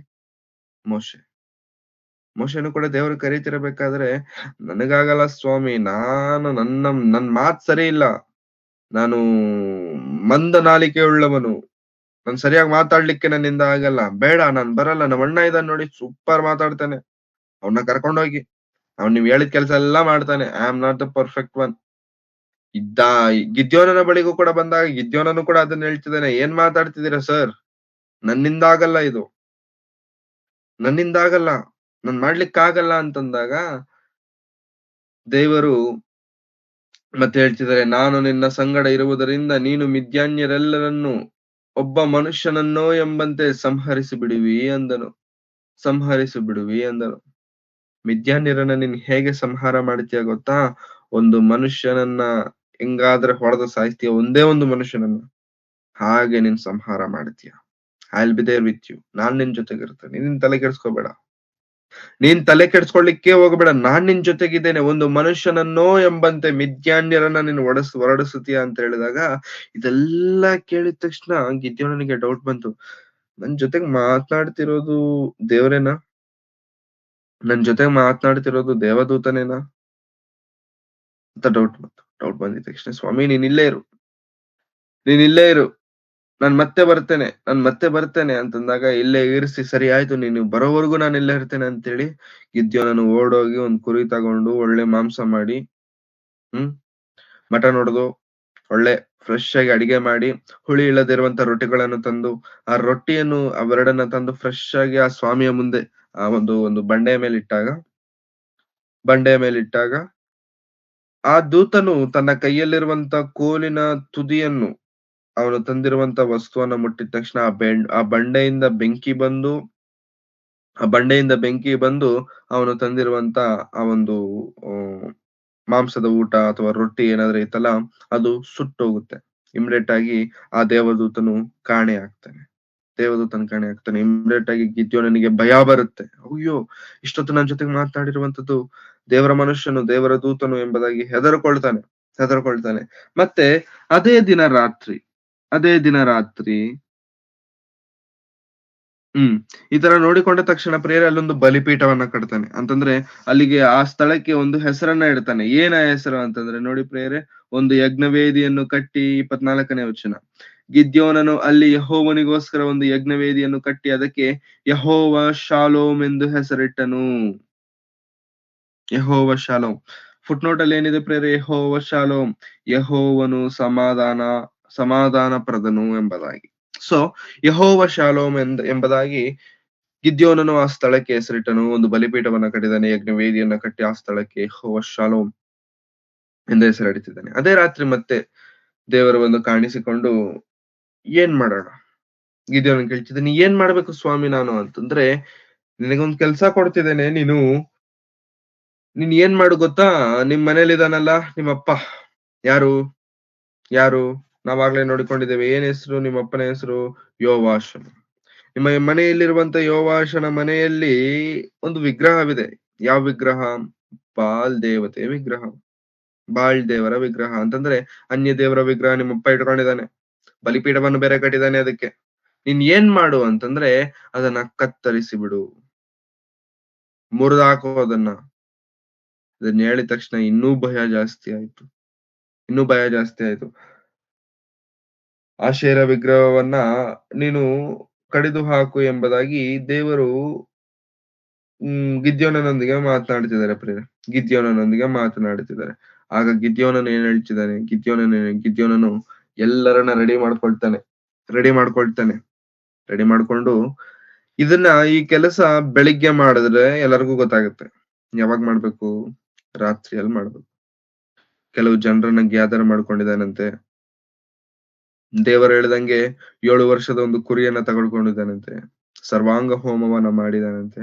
ಮಾಡಿ ಹೋಗಿ ಅವರ ಮನೆಯಲ್ಲಿರುವಂತ ಆ ಒಂದು ವಿಗ್ರಹವನ್ನ ಕಡಿದು ಹಾಕಿದಾನೆ. ರಾತ್ರಿಯಲ್ಲಿ. ಬೆಳಿಗ್ಗೆ ಎದ್ದು ನೋಡೋ ಅಷ್ಟರಲ್ಲಿ ಪೀಸ್ ಆಗಿದೆ ವಿಗ್ರಹ. ಯಜ್ಞವೇದಿನೂ ಕೂಡ ಮುರಿದು ಹಾಕಲ್ಪಟ್ಟಿದೆ. ಇದನ್ನ ನೋಡಿದ ತಕ್ಷಣ ಜನರೆಲ್ಲರಿಗೂ ಕೋಪ ಬಂತು. ಹೌದಲ್ವಾ? ಅವರ ದೇವತೆ, ಅವರು ನಂಬಿರುವಂತ ದೇವತೆ, ಅವರು ಪೂಜೆ ಮಾಡ್ಬೇಕಂತ ವಿಗ್ರಹಗಳನ್ನ ಕಟ್ಟಿ, ಯಜ್ಞವೇದಿಯನ್ನ ಕಟ್ಟಿ, ಬಲಿ ಹೋಮಗಳನ್ನ ಮಾಡ್ತಿದ್ದಾರೆ. ಮತ್ತೆ ಅಂತ ದೇವರ ವಿಗ್ರಹವನ್ನ ಧ್ವಂಸ ಮಾಡ್ದವನ್ ಯಾರು, ಹಾಳು ಮಾಡ್ದವನ್ ಯಾರು ಅಂತ ವಿಚಾರಿಸುತ್ತಿರಬೇಕಾದ್ರೆ ಕೊನೆಗ್ ಗೊತ್ತಾಯ್ತು ಯಾರಂತ. ಗಿದ್ಯೋನನ್ ಈ ತರ ಮಾಡಿದಾನೆ. ಗಿದ್ಯೋನನ್ ಯಾರು? ಯೋವಾಷನ ಮಗ. ನಿಮ್ ಮಗನೇ ಇದನ್ನೆಲ್ಲ ಮಾಡಿದ್ದು ಅಂತ ಜನರೆಲ್ಲರೂ ಎಗರಾಡ್ತಿದ್ದಾರೆ ಅಪ್ಪನ ಮೇಲೆ. ಗಿದ್ಯೋನನಿಗೆ ಭಯ ಆಯ್ತು. ಏನಾಗುತ್ತೆ ನಮ್ಮಪ್ಪ ಬಂದು ಹೊಡೆದ್ ಬಿಡ್ತಾನ, ಬೈದು ಬಿಡ್ತಾನ ಅಂತಂದ್ರೆ ಅಪ್ಪ ಒಂದ್ ಮಾತು ಹೇಳ್ತಾನೆ. ಸರಿ ನನ್ ಮಗನೇ ತಾನೇ ಮಾಡಿದ್ದು. ಒಂದು ವೇಳೆ ನನ್ ಮಗ ಮಾಡಿದ್ದು ತಪ್ಪೇ ಆದರೆ ಆಶೇರ್ ದೇವತೆ ಇದೆಯಲ್ಲ, ಆ ವಿಗ್ರಹ ಬೀಳ್ಸಿದಾನಲ್ಲ, ಆ ವಿಗ್ರಹದ ದೇವರು ಅವನು ನೋಡ್ಕೊಳ್ಳಿ. ನೀವ್ ಯಾಕೆ ತಲೆ ಕೆಡಿಸ್ಕೊಳ್ತೀರಾ? ನೀವ್ ಯಾಕೆ ಇಂಟರ್ಫಿಯರ್ ಆಗ್ತಿದ್ದೀರಾ? ಅವರು, ಆ ದೇವತೆ ಅಥವಾ ಅವನು ನೋಡ್ಕೊಳ್ತಾರೆ ಬಿಡಿ. ನೀವ್ ಯಾಕೆ? ಕಡ್ದಿದ್ದವನ್ ತಾನೆ ನೋಡ್ಕೊಳ್ತಾರೆ ಬಿಡಿ. ಸೊ ಗಿದ್ಯೋನನ ಪಕ್ಷದಲ್ಲಿ ಇದ್ಕೊಂಡು ಅವರಪ್ಪ ಮಾತಾಡ್ತಿದ್ದಾರೆ. ಸೊ ಇದಾದ ನಂತರ ನಡೆಯುವಂತ ಸಂದರ್ಭ, ದೇವರು ನೋಡಿ, ಇದಾದ ನಂತರ 32ನೇ ವಚನಕ್ಕೆ ಬರುವಷ್ಟರಲ್ಲಿ, 6ನೇ ಅಧ್ಯಾಯ 32ನೇ ವಚನ. ಆ ದಿವಸದಲ್ಲಿ ಅವನು ಬಾಲನ್ನು ತನ್ನ ಯಜ್ಞವೇದಿಯನ್ನು ಕೆಡವಿದವನೊಡನೆ ತಾನೇ ವ್ಯಾಜ್ಯವಾಡಲಿ ಎಂದು ಹೇಳಿದ್ದರಿಂದ ಗಿದ್ಯೋನನಿಗೆ ಯೆರುಬ್ಬಾಲನೆಂಬ ಹೆಸರಾಯಿತು. ಸೊ ಯೆರುಬ್ಬಾಲನು, ಈ ಹೆಸರು ಕೂಡ ತುಂಬಾ ಮುಖ್ಯ. ಮುಂದಿನ ಅಧ್ಯಾಯಗಳಲ್ಲಿ ನಮಗೆ ಗಿದ್ಯೋನನು ಹೆಸರಿನ ಜಾಗದಲ್ಲಿ ತುಂಬಾ ಸತಿ ಯೆರುಬ್ಬಾಲನು ಎಂಬುದಾಗಿ ಕೂಡ ದೇವರು ಪ್ರಸ್ತಾವ ಮಾಡ್ತಾರೆ. ಸೊ ಯೆರುಬ್ಬಾಲನೆಂಬ ಹೆಸರಾಯಿತು. 33ನೇ ವಚನ. ಇಷ್ಟರಲ್ಲಿ ಮಿದ್ಯಾನ್ಯರು, ಅಮಾಲೇಕ್ಯರು, ಮೂಡಣ ದೇಶದವರು ಕೂಡಿ ಹೊಳೆ ದಾಟಿ ಬಂದು ಇಜ್ರೇಲಿನ ತಗ್ಗಿನಲ್ಲಿ ಪಾಳೆಯ ಮಾಡಿಕೊಂಡರು. ಆಗ ಗಿದ್ಯೋನನು ಯೆಹೋವನ ಆತ್ಮನ ಆವೇಶವುಳ್ಳವನಾಗಿ ಕೊಂಬನ್ನು ಊದಲು ಅಬೀಯೆಜರನ ಗೋತ್ರದವರು ಬಂದು ಅವನನ್ನು ಹಿಂಬಾಲಿಸಿದರು. ಅವನು ಉಳಿದ ಮನಸ್ಸೆಯವರ ಬಳಿಗೆ ದೂತರನ್ನು ಕಳುಹಿಸಲಾಗಿ ಅವರೂ ಕೂಡಿ ಬಂದರು. ಆಶೇರ್, ಜಬುಲೂನ್, ನಫ್ತಾಲಿ ಕುಲದವರ ಬಳಿಗೂ ದೂತರನ್ನು ಕಳುಹಿಸಲು ಅವರು ಬಂದು ಯುದ್ಧ ಪ್ರಯಾಣಕ್ಕೋಸ್ಕರ ಸೇರಿಕೊಂಡರು. ಸೊ ಯುದ್ಧಕ್ಕೋಸ್ಕರ ರೆಡಿ ಆಗ್ತಿದ್ದಾರೆ. ಯಾವಾಗಾದರೆ ಯೆಹೋವನ ಆತ್ಮವು ಗಿದ್ಯೋನನ್ನ ಆವೇಶ ಪಡಿಸಿದೆಯೋ ಅವಾಗ ಕೊಂಬೊತ್ತಿದ್ದಾನೆ. ಪ್ರೇರೆ, ದೇವರ ಆತ್ಮನಿದ್ದಾಗ ಯುದ್ಧದಲ್ಲಿ ಜಯ. ಸಂಸೋನನು, ನಾವು ಮುಂದೆ ನೋಡ್ಕೊಳ್ತೇವೆ, ಸಂಸೋನನು ಕೂಡ ಯುದ್ಧದಲ್ಲಿ ಗೆದ್ದಾಗ ಅಥವಾ ದವಡೆಯನ್ನ ತೆಗೆದುಕೊಂಡು ಬಂದು 1000 ಮಂದಿಯನ್ನ ಕೊಂದಿರುವಂತಹ ಪರಿಸ್ಥಿತಿಯನ್ನ ನಾವು ನೋಡುವಾಗ, ಪ್ರೇರೆ, ಹೇಗೆ ಸಾಧ್ಯವಾಯ್ತು ಮನುಷ್ಯನಿಗೆ ಅಂತಂದ್ರೆ, ಯೆಹೋವನು ಆತನನ್ನ ಬಲಪಡಿಸಿದ, ಯೆಹೋವನ ಆತ್ಮವು ಆತನ ಮೇಲೆ ಇಳಿದು ಬಂದಾಗ. ಅದೇ ರೀತಿಯಲ್ಲಿ ಗಿದ್ಯೋನನ ಮೇಲೆಯೂ ಕೂಡ ಪ್ರೇರೆ ಯೆಹೋವನ ಆತ್ಮನು ಇಳಿದು ಬಂದಾಗ ಕೊಂಬನ್ನು ಊದಿ ಎಲ್ಲರನ್ನು ಆವೇಶದಿಂದ ಕರೆದು ಕೂಡಿಸಿ ತಾನೇ ಯುದ್ಧಕ್ಕೆ ರೆಡಿ ಆಗೋಣ ನಾವುನು. ಯಾಕಂತಂದ್ರೆ ಬರ್ತಿದ್ದಾರೆ ಅವರು, ಮಿದ್ಯಾನ್ಯರು, ಮೂಡಣ ದೇಶದವರು, ಅಮಾಲೇಕ್ಯರೆಲ್ಲರೂ ಸೇರ್ಕೊಂಡು ಬರ್ತಿದ್ದಾರೆ. ಅವ್ರ ಮೇಲೆ ಯುದ್ಧ ಮಾಡ್ಬೇಕು, ಗೆಲ್ಲಬೇಕು, ದೇವರು ನಮ್ಮ ಪಕ್ಷದಲ್ಲಿದ್ದಾರೆ ಎಂಬುದಾಗಿ ಆವೇಶದಿಂದ ಅವರೆಲ್ಲರನ್ನು ಕರ್ಕೊಂಡು ಬಂದು ಮತ್ತೆ ಗಿದ್ಯೋನನ್ನು ದೇವರ ಹತ್ರ ಹೋಗ್ತಿದ್ದಾನೆ. ದೇವರ ಹತ್ರ ಹೋಗ್ತಿದ್ದಾನೆ. ಏನಂತ ಮಾತನಾಡ್ತಿದ್ದಾನೆ? 36ನೇ ವಚನ. ಮತ್ತು ಗಿದ್ಯೋನನು ದೇವರಿಗೆ, ನೀನು ಹೇಳಿದಂತೆ ಇಸ್ರಾಯೇಲ್ಯರನ್ನು ನನ್ನ ಮೂಲಕವಾಗಿ ರಕ್ಷಿಸುವೆಯೋ ಇಲ್ಲವೋ ಎಂಬುದನ್ನು ನನಗೆ ತಿಳಿಯಪಡಿಸು. ಮತ್ತೆ ಡೌಟ್ ಬಂತು.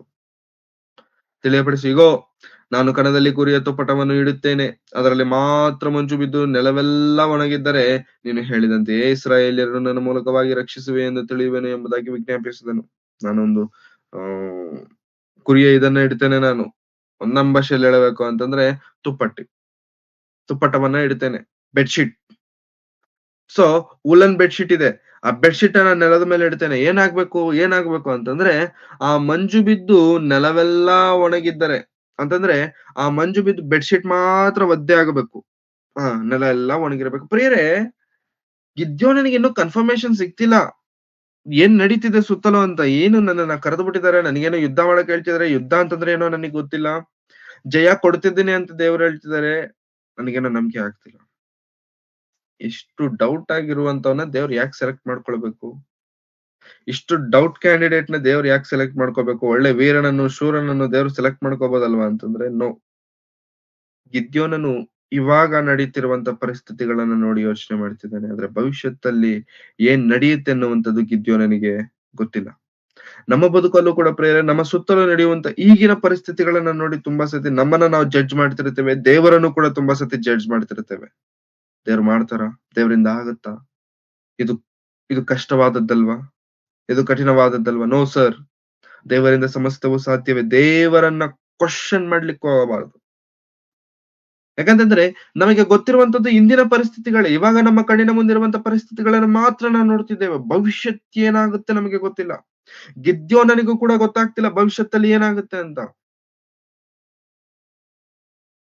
ಕರೆದು ಬಿಟ್ಟಿದ್ದಾನೆ ಜನರೆಲ್ಲರನ್ನ. ಇವಾಗ ಟೆನ್ಷನ್ ಜಾಸ್ತಿ ಆಗ್ಬಿಟ್ಟಿದೆ. ಅಯ್ಯೋ, ಎಲ್ಲರನ್ನು ಕರೆದು ಬಿಟ್ಟಿದ್ದೇನೆ, ಏನ್ ಮಾಡ್ಬೇಕು ಗೊತ್ತಾಗ್ತಿಲ್ಲ. ನಿಜವಾಗ್ಲೂ ದೇವ್ರು ನನಗೆ ಜಯ ಕೊಡ್ತಾರ? ಆದ್ರೆ ದೇವ್ರೆ, ನಾನು ಬೆಡ್ಶೀಟ್ ಇಡ್ತೇನೆ, ಆ ಬೆಡ್ಶೀಟ್ ಮಾತ್ರ ಒದ್ದೆ ಆಗ್ಲಿ. ನೀನ್ ನಿಜವಾದಂತ ದೇವರಂತ ನನಗೆ ಗೊತ್ತಾಗ್ಬೇಕಲ್ವಾ? ಕನ್ಫರ್ಮ್ ಮಾಡ್ಕೊಳ್ತಿದ್ದೇನೆ, ಬೆಡ್ಶೀಟ್ ಮಾತ್ರ ಒದ್ದೆ ಆಗ್ಬೇಕು, ನೆಲ ಎಲ್ಲ ಒಣಗಿರಬೇಕು.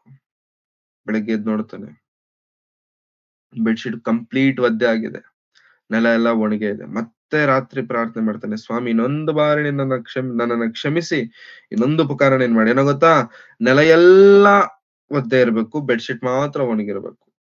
ಮತ್ತೆ ಮಾರನೇ ದಿನ ಬಂದು ಎದ್ದು ನೋಡಿದ್ರೆ ನೆಲ ಎಲ್ಲ ಒದ್ದೆ, ಮಂಜು ಬಿದ್ದಿರುತ್ತೆ. ಬೆಡ್ಶೀಟ್ ಮೇಲೆ ಮಾತ್ರ ಮಂಜು ಬಿದ್ದಿರಲ್ಲ ಪ್ರಿಯರೇ. ಸೊ ಇದನ್ನ ಮಾಡಿದ ತಕ್ಷಣ, ಮಾಡದಾದ್ಮೇಲೆ 7ನೇ ಅಧ್ಯಾಯಕ್ಕೆ ನಾವು ಬರ್ತೇವೆ ಪ್ರಿಯರೇ. 7ನೇ ಅಧ್ಯಾಯಕ್ಕೆ ಬರುವಷ್ಟರೊಳಗಾಗಿ ನೋಡಿ, 7ನೇ ಅಧ್ಯಾಯ 1ನೇ ವಚನದಲ್ಲಿ ಹೊಸ ಹೆಸರನ್ನ ದೇವರಲ್ಲಿ ಪ್ರಸ್ತಾವ ಮಾಡ್ತಿದ್ದಾರೆ. ಯೆರುಬ್ಬಾಳನೆನಿಸಿಕೊಳ್ಳುವ ಗಿದ್ಯೋನನು ಅವನ ಸಂಗಡ ಇದ್ದ ಜನರು ಬೆಳಿಗ್ಗೆ ಎದ್ದು ಹೊರಟು ಹೋಗಿ ಹರೋದಿನ ಬುಗ್ಗೆಯ ಬಳಿಯಲ್ಲಿ ಇಳುಕೊಂಡರು. ಅವರಿಗೆ ಉತ್ತರ ದಿಕ್ಕಿನಲ್ಲಿ ಮೋರೆ ಗುಡ್ಡದ ಹಿಂದಿನ ತಗ್ಗಿನಲ್ಲಿ ಮಿದ್ಯಾನ್ಯರ ದಂಡಿತ್ತು. ಸೊ ಮಿದ್ಯಾನ್ಯರು ರೆಡಿ ಆಗಿದ್ದಾರೆ, ಇಸ್ರಾಯೇಲ್ಯರು ರೆಡಿ ಆಗಿದ್ದಾರೆ. ಮಿದ್ಯಾನ್ಯರು ಎಷ್ಟಿದ್ದಾರೆ ಅಂತಂದ್ರೆ ಅಸಂಖ್ಯ, ಲೆಕ್ಕ ಮಾಡ್ಲಿಕ್ಕೆ ಆಗದೇ ಇರುವಷ್ಟು ದೊಡ್ಡ ಸಂಖ್ಯೆ ಅವ್ರದ್ದು. ಸೊ ಆಗ ಯೆಹೋವನು ಗಿದ್ಯೋನನೇ, ನಿನ್ನ ಸಂಗಡ ಇರುವಂತ ಜನರು ಹೆಚ್ಚಾಗಿದ್ದಾರೆ.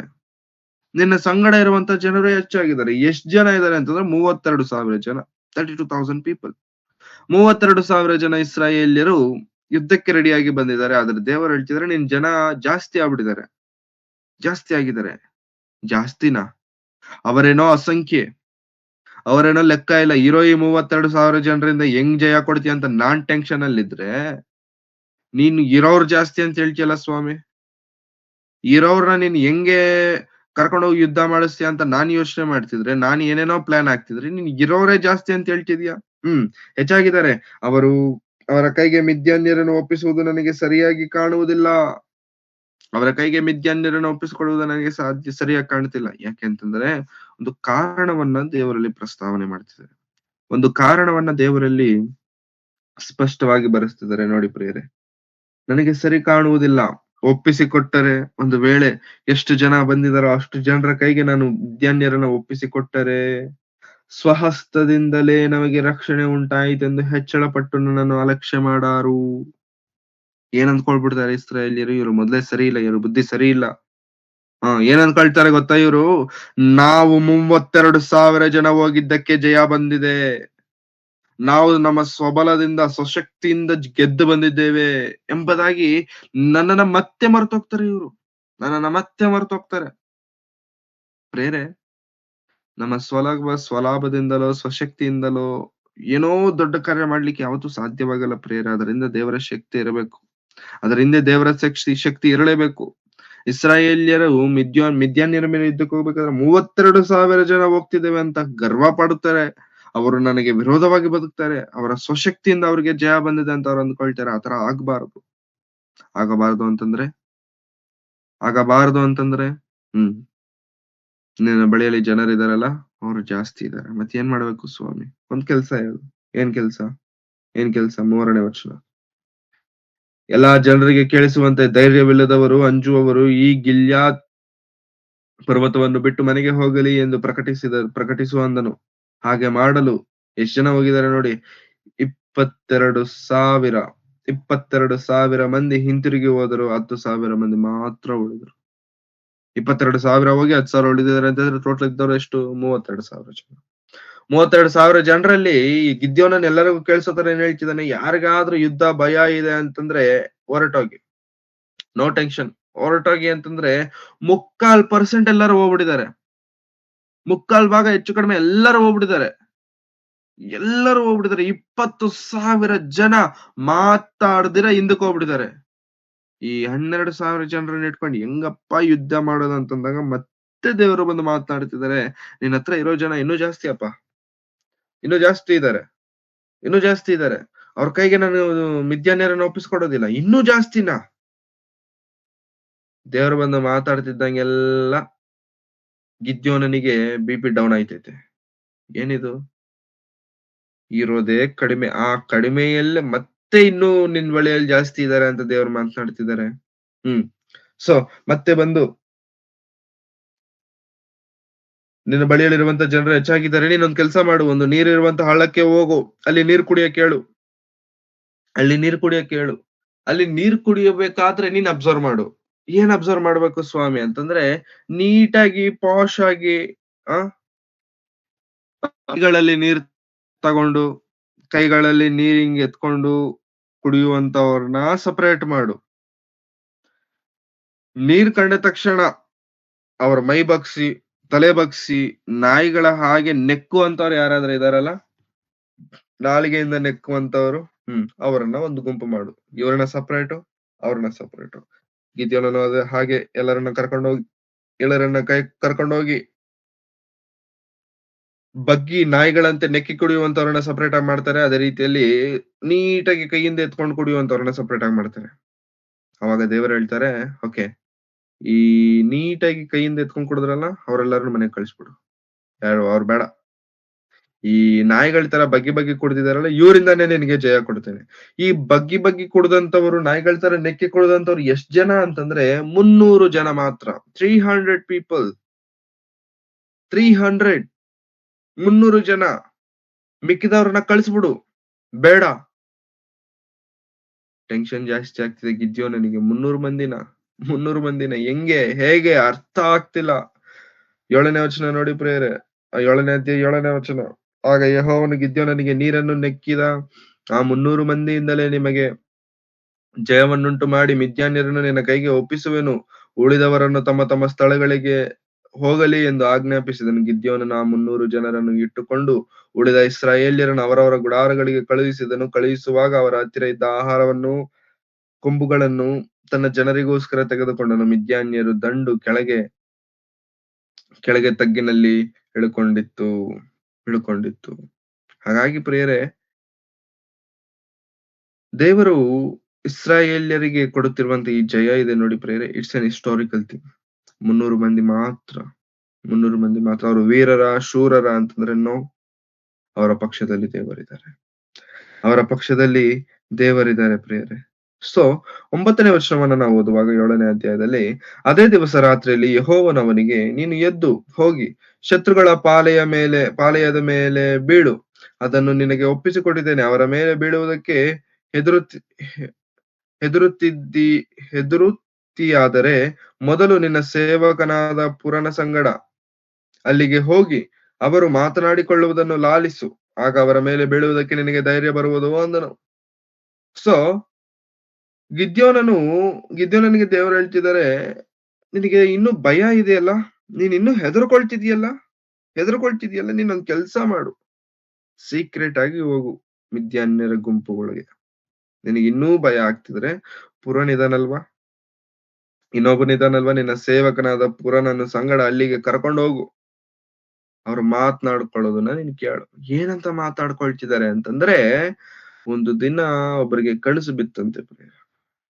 ಸೊ ಮಿದ್ಯಾನ್ಯರ ಗುಂಪಲ್ಲಿ ಗಿದ್ಯೋನನ್ ಹೋಗಿದ್ದಾನೆ. ಗಿದ್ಯೋನನ್ ಹೋಗಿ ಕೇಳ್ತಿದ್ದಾನೆ, ಅವ್ರು ಮಾತನಾಡುವಂತದ್ದನ್ನ ಕೇಳ್ತಿದ್ದಾನೆ. ಏನಂತ ಕೇಳ್ತಿದ್ದಾನೆ? 13ನೇ ವಚನ ಏನಂತ ಕೇಳ್ತಿದ್ದಾನೆ? ಗಿದ್ಯೋನನು ಬಂದಾಗ ಅವರಲ್ಲೊಬ್ಬರು ತನ್ನ ಜೊತೆಗಾರನಿಗೆ ಒಂದು ಕನಸನ್ನ ತಿಳಿಸಿದನು. ಕಳ್ಸಿ ಬಿದ್ದಿದೆ ರಾತ್ರಿ. ಏನ್ ಕನಸು ಅಂತಂದ್ರೆ, ಈಗೋ ನಾನು ಒಂದು ಕನಸನ್ನ ಕಂಡೆನು. ಅದರಲ್ಲಿ ಒಂದು ಜವೆಗೋದಿಯ ರೊಟ್ಟಿಯು ಉರುಳುತ್ತಾ ಮಿದ್ಯಾನ್ಯರ ಪಾಳೆಯದೊಳಗೆ ಬಂದು ಒಂದು ಡೇರೆಗೆ ತಗಲಿ ಅದನ್ನು ಅಡಿಮೇಲು ಮಾಡಿ ಬೀಳಿಸಿ ಬಿಟ್ಟಿತು ಎಂದು ಹೇಳಲು ಅವನ ಜೊತೆಗಾರನು, ಇದು ಇಸ್ರಾಯೇಲ್ಯನಾದ ಯೋವಾಷನ ಮಗ ಗಿದ್ಯೋನನ ಕತ್ತಿಯೇ ಹೊರತು ಮತ್ತೊಂದಲ್ಲ.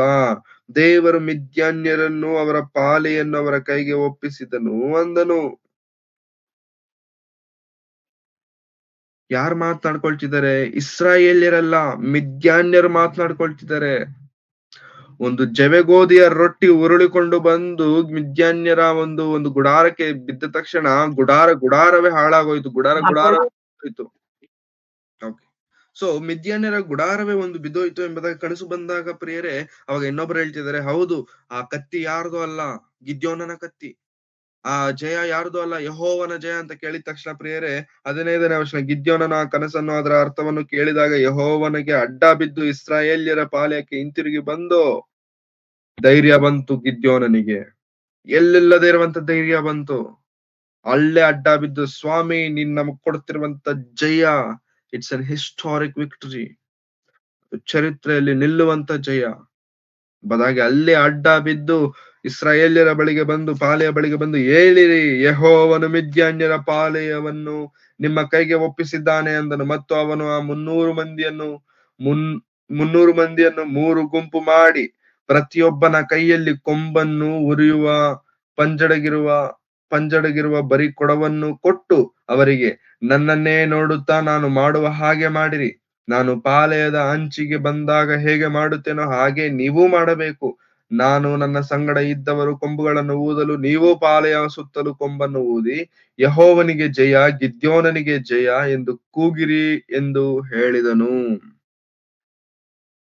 ಕೊಂಬನ್ನ ಕೊಡ್ತಿದ್ದಾನೆ, ಇನ್ನೊಂದು ಕೈಯಲ್ಲಿ ಖಾಲಿ ಮಡಿಕೆಗಳನ್ನ ಕೊಡ್ತಿದ್ದಾನೆ. ಕೊಟ್ಟು ಏನ್ ಹೇಳ್ತಿದ್ದಾನೆ? ನಾನು ಹೆಂಗ್ ಮಾಡ್ತೀವೋ ನೀವು ಮಾಡಬೇಕು. ನಾನು ಕೊಂಬನ್ನ ಊದ್ದಾಗ ನೀವು ಕೊಂಬೂದಬೇಕು. ಎಲ್ಲಿಲ್ಲದೆ ಇರುವಂತ ಬಲ, ಎಲ್ಲಿಲ್ಲದೆ ಇರುವಂತ ಧೈರ್ಯ ಗಿದ್ಯೋನನಿಗೆ ಬಂತು. ದೇವರು ನಮಗೆ ಜಯ ಕೊಟ್ಟೇ ಕೊಡ್ತಾನೆ. ದೇವರು ನಮ್ಮನ್ನ ಗೆಲ್ಲಿಸುತ್ತಾನೆ. ಜಯ. ರಾತ್ರಿಯ ಮಧ್ಯ ಯಮವು ಪ್ರಾರಂಭಿಸಿ ಕಾವಲುಗಾರರು ಬದಲಾದ ಕೂಡಲೇ ಗಿದ್ಯೋನನು ಅವನ ಸಂಗಡ ಇದ್ದ 100 ಮಂದಿಯು ಶತ್ರುಗಳ ಪಾಳೆಯದ ಅಂಚಿಗೆ ಬಂದು ಕೊಂಬನ್ನು ಊದಿ ಕೈಯಲ್ಲಿದ್ದ ಕೊಡಗಳನ್ನು ಒಡೆದು ಬಿಟ್ಟರು. ಕೂಡಲೇ 3 ಗುಂಪಿನವರು ಕೊಂಬನ್ನು ಊದಿ ಕೊಡವನ್ನು ಒಡೆದು ಬಿಟ್ಟು ಎಡಗೈಯಲ್ಲಿ ಪಂಜುಗಳನ್ನು ಬಲಗೈಯಲ್ಲಿ ಊದುವ ಕೊಂಬುಗಳನ್ನು ಹಿಡಿದು, ಯೆಹೋವನ ಕತ್ತಿ, ಗಿದ್ಯೋನನ ಕತ್ತಿ ಎಂದು ಕೂಗಿ ಪಾಳೆಯದ ಸುತ್ತಲೂ ತಮ್ಮ ತಮ್ಮ ಸ್ಥಳದಲ್ಲಿ ನಿಂತರು. ಪಾಳೆಯದವರಾದರೋ ಭ್ರಾಂತರಾಗಿ ಕೂಗುತ್ತಾ ಓಡಿ ಹೋಗ ಪ್ರಾರಂಭಿಸಿದರು. ಆ 300 ಮಂದಿಯು ಕೊಂಬುಗಳನ್ನು ಊದುತ್ತಿರುವಲ್ಲಿ ಪಾಳೆಯಲ್ಲಿರುವ ಒಬ್ಬರನ್ನೊಬ್ಬರು ಹತ ಮಾಡಿಕೊಳ್ಳುವಂತೆ ಯೆಹೋವನು ಮಾಡಿದನು. ಪಾಳೆಯವರು ಚರೇರದ ದಾರಿಯಲ್ಲಿರುವ ಬೇತ್‌ಷಿಟ್ಟದವರೆಗೂ ಟಬ್ಬಾತಿನ ಬಳಿಯಲ್ಲಿರುವ ಅಬೆಲ್ಮೆಹೋಲ ಪ್ರಾಂತ್ಯದವರೆಗೂ ಓಡಿ ಹೋದರು. ಕೊಂಬನ್ನ ಊದ್ತಿದ್ದಾರೆ, ಕೈಯಲ್ಲಿರುವಂತ ಮಡಿಕೆಗಳನ್ನ ಬಡಿತಿದ್ದಾರೆ. ಬಡಿದು ಬಿಟ್ಟು ಯೆಹೋವನ ಕತ್ತಿ, ಗಿದ್ಯೋನನ ಕತ್ತಿ ಎಂಬುದಾಗಿ ಜೋರ ಕೂಗಿದ ತಕ್ಷಣ ರಾತ್ರಿಯಲ್ಲಿ ಏನ್ ನಡೀತಿದೆಯೋ ಗೊತ್ತಾಗದೆ ಮಿದ್ಯಾನ್ಯರೆಲ್ಲರೂ ಟೆನ್ಷನ್ ಆಗಿ, ಭ್ರಾಂತರಾಗಿ, ಅವರ ಪಕ್ಕದಲ್ಲಿರುವಂತವರೇ ಶತ್ರುಗಳೇನ ಅಂತ ಅಂದ್ಕೊಂಡು ಅವರವರೇ ಚುಚ್ಕೊಂಡು ಸಾಯಿಸ್ಬಿಟ್ರು. ಸತ್ತೋದ್ರು ಪ್ರಿಯರೇ. ಇಸ್ರಾಯೇಲರ ಕೈಗೆ ದೇವರು ಅವರನ್ನು ಒಪ್ಪಿಸಿಕೊಟ್ಟು 25ನೇ ವಚನಕ್ಕೆ ಬರುವಷ್ಟರಲ್ಲಿ ಪ್ರಿಯರೇ, 25ನೇ ವಚನ, ಇದಲ್ಲದೆ ಅವರು ಮಿದ್ಯಾನ್ಯರ ನಾಯಕನಾದ ಬೆರೈ, ಸಾರಿ ಇಲ್ಲಿ ಹೆಸರು ಸರಿಯಾಗಿ ಕಾಣಿಸ್ತಿಲ್ಲ. ಸೊ ಅಣ್ಣ, ಇದಲ್ಲದೆ ಅವರು ಮಿದ್ಯಾನ್ಯರ ನಾಯಕರಾದ ಓರೇಬ್, ಜೇಬ್ ಎಂಬವರನ್ನು ಹಿಡಿದು ಓರೇಬನ ಬಂಡೆಯ ಮೇಲೆಯೂ ಜೆಬನ ದ್ರಾಕ್ಷೆಯ ಅಲೆಯಲ್ಲಿಯೂ ಕೊಂದು ಅವರ ತಲೆಗಳನ್ನು ತೆಗೆದುಕೊಂಡು ಮಿದ್ಯಾನ್ಯರನ್ನು ಹಿಂದಟ್ಟುತ್ತಾ ಯೊರ್ದನಿನ ಆಚೆಗೆ ಹೋಗಿ ಅಲ್ಲಿದ್ದ ಗಿದ್ಯೋನನಿಗೆ ಅವುಗಳನ್ನು ಒಪ್ಪಿಸಿದರು. Thank you sister. ಸೊ ಇವರಿಬ್ಬರ ಅರಸುಗಳನ್ನು ಕೊಂದು ಬಿಟ್ಟರು ಅಂತಂದ್ರೆ ಇಸ್ರಾಯೇಲ್ಯರಿಗೆ ಜಯ ಬಂತು. ಎಷ್ಟು ಮಂದಿ ಹೋಗಿ ಯುದ್ಧ ಮಾಡಿದ್ದಾರೆ? 300 ಮಂದಿ ಮಾತ್ರ. 300. ಈ 300 ಮಂದಿಯ ಮೂಲಕವಾಗಿ ದೇವರು ಇಸ್ರಾಯೇಲ್ಯರಿಗೆ ಜಯವನ್ನ ಕೊಟ್ಟಿದ್ದಾರೆ. 300 ಮಂದಿಯ ಮೂಲಕವಾಗಿ ಇಸ್ರಾಯೇಲ್ಯರಿಗೆ ದೇವರು ವಿಜಯವನ್ನ ಕೊಟ್ಟು ಇಸ್ರಾಯೇಲ್ಯರಿಗೆ ಬಿಡುಗಡೆಯನ್ನ ದೇವರು ಕೊಟ್ಟಿದ್ದಾರೆ. ಆಗ ಎಫ್ರಾಯಿಮರವರು ಬರ್ತಿದ್ದಾರೆ ನೋಡಿ, 8ನೇ ಅಧ್ಯಾಯ. ಎಫ್ರಾಯಿಮದವರು ಬಂದು, ನೀವ್ ಯಾಕೆ ನನ್ನನ್ನ ಕರೆದಿಲ್ಲ ಯುದ್ಧಕ್ಕೆ ಹೋಗ್ಬೇಕಾದ್ರೆ? ನೀವ್ ಯಾಕೆ ನಮ್ಮನ್ನ ಕರೆದಿಲ್ಲ? ಮಿದ್ಯಾನ್ಯರೊಡನೆ ಯುದ್ಧ ಮಾಡುವುದಕ್ಕೆ ಹೊರಟಾಗ ನಮ್ಮನ್ನೇಕೆ ಕರೆಯಲಿಲ್ಲ ಎಂದು ಉಗ್ರದಿಂದ ಕಲಹ ಮಾಡಿದರು. ಜಗಳ ಆಡ್ತಿದ್ದಾರೆ. ಸೊ ಈ ತರ ಜಗಳವೆಲ್ಲ ಆಡದ ಮೇಲೆ 4ನೇ ವಚನ, ಗಿದ್ಯೋನನು ಅವನ ಸಂಗಡ ಇದ್ದ 300 ಮಂದಿಯು ಬಹಳ ದಣಿದವರಾಗಿದ್ದರು. ಹಿಂದಟ್ಟುತ್ತಾ ಯೋರ್ದಾನ್ ದಾಟಿ ಸುಕೋತಿಗೆ ಬಂದು ಗಿದ್ಯೋನನು ಸುಕೋತಿನವರಿಗೆ, ದಯವಿಟ್ಟು ನನ್ನ ಜೊತೆಯಲ್ಲಿ ಬಂದವರಿಗೆ ಕೆಲವು ರೊಟ್ಟಿಗಳನ್ನು ಕೊಡ್ರಿ, ಅವರು ಬಹಳ ದಣಿದಿದ್ದಾರೆ. ನಾನು ಮಿದ್ಯಾನ್ಯರ ಅರಸನಾದ ಜಬಹ ಚಲ್ಮುನ್ನ ಎಂಬವರನ್ನು ಹಿಂದಟ್ಟುತ್ತಾ ಇದ್ದೇನೆ ಅಂದನು. ಆದರೆ ಸುಕ್ಕೋತಿನ ಮುಖಂಡರು ಅವನಿಗೆ, ನಾನು ನಿನ್ನ ಸೈನಿಕರಿಗೆ ರೊಟ್ಟಿಗಳನ್ನು ಕೊಡುವುದಕ್ಕೆ ಜಬಹ ಚಲ್ಮುನ್ನ ಎಂಬವರನ್ನು ಕೈಕಟ್ಟಿ ವಶ ಮಾಡಿಕೊಂಡಿದ್ದೀಯೋ ಎಂದು ಉತ್ತರ ಕೊಟ್ಟರು. ಆಗ ಗಿದ್ಯೋನನವರಿಗೆ, ಒಳ್ಳೆಯದು, ಯೆಹೋವನು ಜಬಹ ಚಲ್ಮುನ್ನ ಎಂಬವರನ್ನು ನನ್ನ ಕೈಗೆ ಒಪ್ಪಿಸಿಕೊಟ್ಟ ತರುವಾಯ ನಾನು ನಿಮ್ಮನ್ನು ಜಾಲಿ ಮುಳ್ಳುಗಳಿಂದಲೂ ಕಾರೆಗಿಡಗಳಿಂದಲೂ ಹೊರಡಿಸುವೆನು ಎಂದು ಹೇಳಿದನು. ಅವನು ಅಲ್ಲಿಂದ ಪನುವೇಲಿಗೆ ಬಂದು ಅಲ್ಲಿನವರನ್ನು ಅದೇ ಪ್ರಕಾರ ಭಿನ್ನವಿಸಲು ಅವರು ಸುಕ್ಕೋತಿನವರಂತೆಯೇ ಉತ್ತರ ಕೊಟ್ಟರು. ಗಿದ್ಯೋನನವರಿಗೆ, ನಾನು ಸುರಕ್ಷಿತನಾಗಿ ಹಿಂದಿರುಗಿ ಬಂದಾಗ ಈ ಬುರುಜನ್ನು ಕೆಡವಿ ಬಿಡುವೆನು ಅಂದನು. ಸೊ 2 ಪ್ರಾಂತ್ಯಗಳಿಗೆ ಹೋಗ್ತಿದ್ದಾನೆ, 2 ಪ್ರಾಂತ್ಯಗಳಲ್ಲಿ ತಿನ್ನೋದಕ್ಕೆ ಊಟ ಕೇಳ್ತಿದ್ದಾನೆ, ಅವ್ರು ಕೊಟ್ಟಿಲ್ಲ.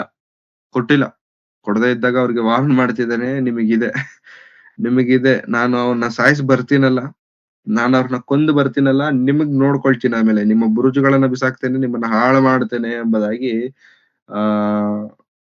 ಹೇಳ್ತಿದ್ದಾನೆ ಪ್ರಿಯರೇ. ಸೊ ಇದೆಲ್ಲ ನಡೆದಿರುವಂತ ಸಂದರ್ಭವನ್ನ ನಾವು ನೋಡುವಾಗ ಅವರಿಬ್ಬರನ್ನ ಕೊಂದಿದ್ದಾನೆ. ನೋಡಿ 18ನೇ ವಚನ, ಮತ್ತು ಅವನು ಜಬಹ ಚಲ್ಮುನ್ನ ಎಂಬುವರನ್ನು, ನೀವು ತಾಬೋರಲ್ಲಿ ಕೊಂದು ಹಾಕಿದ ಮನುಷ್ಯರು ಹೇಗಿದ್ದಾರೆ ಎಂದು ಕೇಳಲಾಗಿ ಅವರವನಿಗೆ, ನಿನ್ನ ಹಾಗೆಯೇ ಇದ್ದರು, ಎಲ್ಲರೂ ರೂಪದಲ್ಲಿಯೂ ರಾಜಪುತ್ರರಂತಿದ್ದರು ಎಂದು ಉತ್ತರ ಕೊಟ್ಟನು. ಆಗ ಅವರು ನನ್ನ ತಾಯಿಯ ಮಕ್ಕಳು, ನನ್ನ ಸಹೋದರರು, ಯೆಹೋವನಾಣೆ, ನೀನು ಅವರನ್ನು ಉಳಿಸಿದ್ದರೆ ನಾನು ನಿಮ್ಮನ್ನು ಕೊಲ್ಲುತ್ತಿದ್ದಿಲ್ಲ ಎಂದು ಹೇಳಿ ತನ್ನ ಹಿರಿ ಮಗನಾದ ಎತೆರನಿಗೆ, ನೀನೆದ್ದು ಅವನನ್ನು ಕೊಂದು ಹಾಕು ಅಂದನು. ಆದರೆ ಅವನು ಇನ್ನೂ ಹುಡುಗನಾದದರಿಂದ ಭಯಪಟ್ಟು ಕತ್ತಿಯನ್ನು ಹಿಡಿಯಲೇ ಇಲ್ಲ. ಆಗ ಜಬಹನು ಚಲ್ಮುನ್ನನು ಗಿದ್ಯೋನನಿಗೆ, ನೀನೇ ಎದ್ದು ಬಂದು ನಮ್ಮ ಮೇಲೆ ಬೀಳು, ಪ್ರಾಯಕ್ಕೆ ತಕ್ಕಂತೆ ಪುರುಷನಿಗೆ ಬಲವಿರುತ್ತದಲ್ಲ ಅನ್ನಲು ಅವನೆದ್ದು ಜಬಹ ಚಲ್ಮುನ್ನ ಎಂಬವರನ್ನು ಕೊಂದು ಹಾಕಿ ಅವರ ಒಂಟೆಗಳ ಕೊರಳಲ್ಲಿದ್ದ ಅರ್ಧಚಂದ್ರಾಕಾರವಾದ ಆಭರಣವನ್ನ ತೆಗೆದುಕೊಂಡನು. ಕೊನೆಗೆ ಸಾಯಿಸ್ಬಿಟ್ಟಿದ್ದಾನೆ ಪ್ರಿಯರೇ, ಸೊ ಇದಾದ ನಂತರ ಸ್ವಲ್ಪ ಗಿದ್ಯೋನನ ಜೀವನದಲ್ಲಿ ನಡೆದಂತ ಸ್ವಲ್ಪ ಚರಿತ್ರೆ ಇರುತ್ತೆ, 22ನೇ ವಚನದಿಂದ 35ನೇ ವಚನದವರೆಗೆ. ಸೊ ದೇವರು ಇಸ್ರಾಯೇಲ್ಯರಿಗೆ ಗಿದ್ಯೋನನ ಮೂಲಕವಾಗಿ ಜಯವನ್ನ ಕೊಟ್ಟಿದ್ದಾರೆ. ದೇವರು ಇಸ್ರಾಯೇಲ್ಯರಿಗೆ ಗಿದ್ಯೋನನ ಮೂಲಕವಾಗಿ ಜಯವನ್ನ ಕೊಟ್ಟಿದ್ದಾರೆ. ಹೇಗೆ ಅಂತಂದ್ರೆ 300 ಜನರ ಮೂಲಕ. With only 300 members. ನಾವ್ ಇದ್ರಲ್ಲಿ ಅರ್ಥ ಮಾಡ್ಕೊಳ್ಬೇಕಾದಂತ ಸಂಗತಿ ವಿಷಯ ಏನಂತಂದ್ರೆ ಪ್ರಿಯರೇ, ನಮ್ಮ ಬಲಿಯ ನಮ್ಮ ನಮ್ಮ ಪಕ್ಷದಲ್ಲಿ ನಮ್ಮ ಜೊತೆಯಲ್ಲಿ ಎಷ್ಟು ಮಂದಿ ಇದ್ದಾರೆ ಅನ್ನುವಂಥದ್ದು ಮುಖ್ಯವಲ್ಲ. ನನ್ನ ಬಳಿಯಲ್ಲಿ ಅವ್ರಿದ್ದಾರೆ, ಇವ್ರಿದ್ದಾರೆ, ಅವ್ರು ಗೊತ್ತಿದ್ದಾರೆ, ಇವ್ರು ಗೊತ್ತಿದ್ದಾರೆ. No, that doesn't matter. ಅದು ಅದು ಮ್ಯಾಟರೇ ಅಲ್ಲ. ಮತ್ ಮ್ಯಾಟರ್ ಏನು ಅಂತಂದ್ರೆ, ನನ್ನ ಪಕ್ಷದಲ್ಲಿ ದೇವರಿದಾರ, ನನ್ನ ಪಕ್ಷದಲ್ಲಿ ದೇವರಿದಾರ, ದೇವರು ನನ್ನ ಪಕ್ಷದಲ್ಲಿದ್ದರೆ ಹಾ ಏನು ಬಂದರೂ ಏನೇ ಆದರೂ ಕೂಡ ತಲೆಗೆಡಿಸ್ಕೊಳ್ಳೋದಿಲ್ಲ. ಗಿದ್ಯೋನನು ಬಲಹೀನನೇ ಆಗಿರಬಹುದು ಪ್ರಿಯರೇ. ಆ ಬಲಹೀನನಾಗಿರುವಂತ ಗಿದ್ಯೋನನನ್ನ ಬಲಪಡಿಸಿರುವ ಆತನು ದೇವರು. ಹೆದರುತ್ತಿರುವಂತ ಗಿದ್ಯೋನನನ್ನ ಪರಾಕ್ರಮಶಾಲಿಯಾಗಿ ಲೆಕ್ಕವಿಲ್ಲದೆ ಇರುವಷ್ಟು ಆ ಒಂದು ಮಂದಿಯನ್ನ 300 ಜನದ ಮೂಲಕವಾಗಿ ಜಯವನ್ನು ಕೊಟ್ಟಿರುವ ಆತನು ದೇವರು. ಈ ದಿನದಲ್ಲಿ ನಮ್ಮ ಪರಿಸ್ಥಿತಿಗಳು ಪ್ರಿಯರೇ, ನಮ್ಮ ಜೀವನದಲ್ಲಿ ಕಠಿಣವಾಗಿರಬಹುದು, ನಾವು ಬಲಹೀನರಾಗಿ ಇವತ್ತು ಕಾಣಿಸಬಹುದು ಪ್ರಿಯರೇ, ಆದ್ರೆ ದೇವರು ಯಾವತ್ತೂ ಕೂಡ ನಮ್ಮ ಕೈ ಬಿಡುವ ಆತನಲ್ಲ. ದೇವರು ಯಾವತ್ತೂ ನಮ್ಮನ್ನು ಮರೆಯುವ ಆತನಲ್ಲ. ಈ ವಿಷಯ ನಾವು ನೆನಪಿಟ್ಕೊಳ್ಬೇಕು. ನಾವು ಯಾವತ್ತಿಗೂ ಮರೆಯಬಾರದಾದಂತ ಸಂಗತಿ. ಗಿದ್ಯೋನನನ್ನ ದೇವರು ಮರೆತಿಲ್ಲ, ಇಸ್ರಾಯೇಲ್ಯರನ್ನ ದೇವರು ಮರೆತಿಲ್ಲ. ಅವರು ದೇವರಿಗೆ ವಿರೋಧವಾಗಿ ಜೀವಿಸಿದ್ದಾರೆ, ಅವರು ದೇವರಿಗೆ ದ್ರೋಹ ಮಾಡಿದರೆ ಹೊರತು ದೇವರು ಯಾವತ್ತಿಗೂ ಕೂಡ ಇಸ್ರಾಯೇಲರಿಗೆ ದ್ರೋಹ ಮಾಡ್ಲಿಲ್ಲ, ಮೋಸ ಮಾಡ್ಲಿಲ್ಲ, ತಳ್ಳಿ ಬಿಡಲಿಲ್ಲ. ಅವರು ಮತ್ತೆ ವಿಜ್ಞಾಪನೆ ಮಾಡ್ತಿದ್ದಾರೆ, ಮತ್ತೆ ಮೊರೆ ಇಡ್ತಿದ್ದಾರೆ, ಮತ್ತೆ ದೇವರು ಅವರ ಮೊರೆಯನ್ನ ಕೇಳಿ ಗಿದ್ಯೋನನನ್ನ ದೇವರೇ ಬಿಡಿಸುತ್ತಿದ್ದಾರೆ. ಆ ಗಿದ್ಯೋನನು ಏನು ಪರಾಕ್ರಮಶಾಲಿನ ಅಂತಂದ್ರೆ ಇಲ್ಲ, ಆದರೆ ದೇವರು ಅವನನ್ನ ಪರಾಕ್ರಮಶಾಲಿಯಂತೆ ಮಾಡಿದ್ದಾನೆ. ದೇವರು ಅವನನ್ನ ನಿಲ್ಲಿಸಿದ್ದಾನೆ. ದೇವರು ಅವನಿಗೆ ಜಯವನ್ನ ಕೊಟ್ಟಿದ್ದಾರೆ. ದೇವರು ಅವನನ್ನ ಮಿದ್ಯಾನ್ಯರನ್ನ ಓಡಿಸುವ ಶಕ್ತಿಯನ್ನು ದೇವರು ಕೊಟ್ಟಿದ್ದಾರೆ. ನಮ್ಮ ಬದುಕಲು ಕೂಡ ಪ್ರೇರೆ, ನಮ್ಮ ಮುಂದೆ ನಿಂತಿರುವಂತದ್ದು ದೊಡ್ಡವರು, ಅವ್ರಿಗೆ ಅಧಿಕಾರವಿದೆ, ಅದಿದೆ, ಇದಿದೆ, whatever it may be, ದೇವರು ನಮ್ಮ ಪಕ್ಷದಲ್ಲಿದ್ದರೆ ನಮ್ಮನ್ನು ಎದುರಿಸುವವರು ಯಾರು? No one can touch us. ನಮ್ಮನ್ನ ಮುಟ್ಲಿಕ್ಕೆ ಕೂಡ ಆಗೋದಿಲ್ಲ. ದೇವರು ನಮ್ಮ ಕೈ ಬಿಡೋದಿಲ್ಲ ಪ್ರೇರೆ. ಹೌದು, ಇಂದಿನ ಈ ಚಿಂತೆಗಳು, ಇಂದಿನ ಈ ಒಂದು ನೋವುಗಳು, ಸಂಕಷ್ಟಗಳನ್ನ ನೋಡಿದಾಗ ದೇವರು ನಮ್ಮನ್ನ ಮರೆತಿದ್ದಾರೆ ನೋ ಅಂತ ಅನ್ಸುತ್ತೆ. ಆದ್ರೆ ದೇವರು ಯಾವತ್ತಿಗೂ ಕೂಡ ನಮ್ಮನ್ನ ಮರೆತಿಲ್ಲ. ದೇವರು ಯಾವತ್ತಿಗೂ ಕೂಡ ನಮ್ಮನ್ನ ಕೈ ಬಿಟ್ಟಿಲ್ಲ. ಗಿದ್ಯೋನನ್ನ ಕನ್ಫರ್ಮ್ ಮಾಡ್ಕೊಂಡ್ಬಿಟ್ಟ, ದೇವರಿದ್ದಿದ್ರೆ ಯಾಕೆ ನಮ್ಗೆ ಈ ತರ, ಯೆಹೋವನು ನಮ್ಮ ಪಕ್ಷದಲ್ಲಿ ಇದ್ದಿದ್ರೆ ಯಾಕೆ ನಮ್ಗೆ ಈ ತರ ಹಿಂಸೆ ಅಂತೇಳಿ ಮೊದಲನೇದಾಗಿ ನಾವು ನೋಡ್ಕೊಂಡ್ವಲ್ಲ ಪ್ರಿಯರೇ. ಪ್ರಶ್ನೆ ಮಾಡ್ತಿದ್ದಾನೆ. ಪ್ರಶ್ನೆ ಮಾಡುವಂತದ್ದು ತಪ್ಪಲ್ಲ ಪ್ರೇರೆ, ಆದ್ರೆ ದೇವರು ನಮ್ಮ ಪಕ್ಷದಲ್ಲಿ ಇಲ್ಲ ಅಂತ ಅಂದ್ಕೊಂಡು ಕನ್ಫರ್ಮ್ ಮಾಡ್ಕೊಳ್ಳುವಂತದ್ದಿದೆ ನೋಡಿ, ಅದು ತಪ್ಪು. ಅದು ತಪ್ಪು. ಇಸ್ರಾಯೇಲ್ಯರದು ತಪ್ಪದು.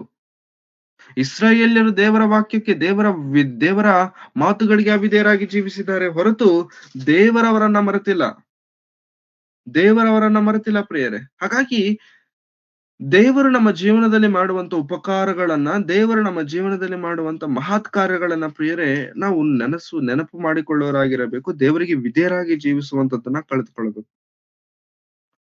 ಒಂದು ವಿಷಯ ಏನೋ ಗೊತ್ತಾ ಪ್ರಿಯರೇ,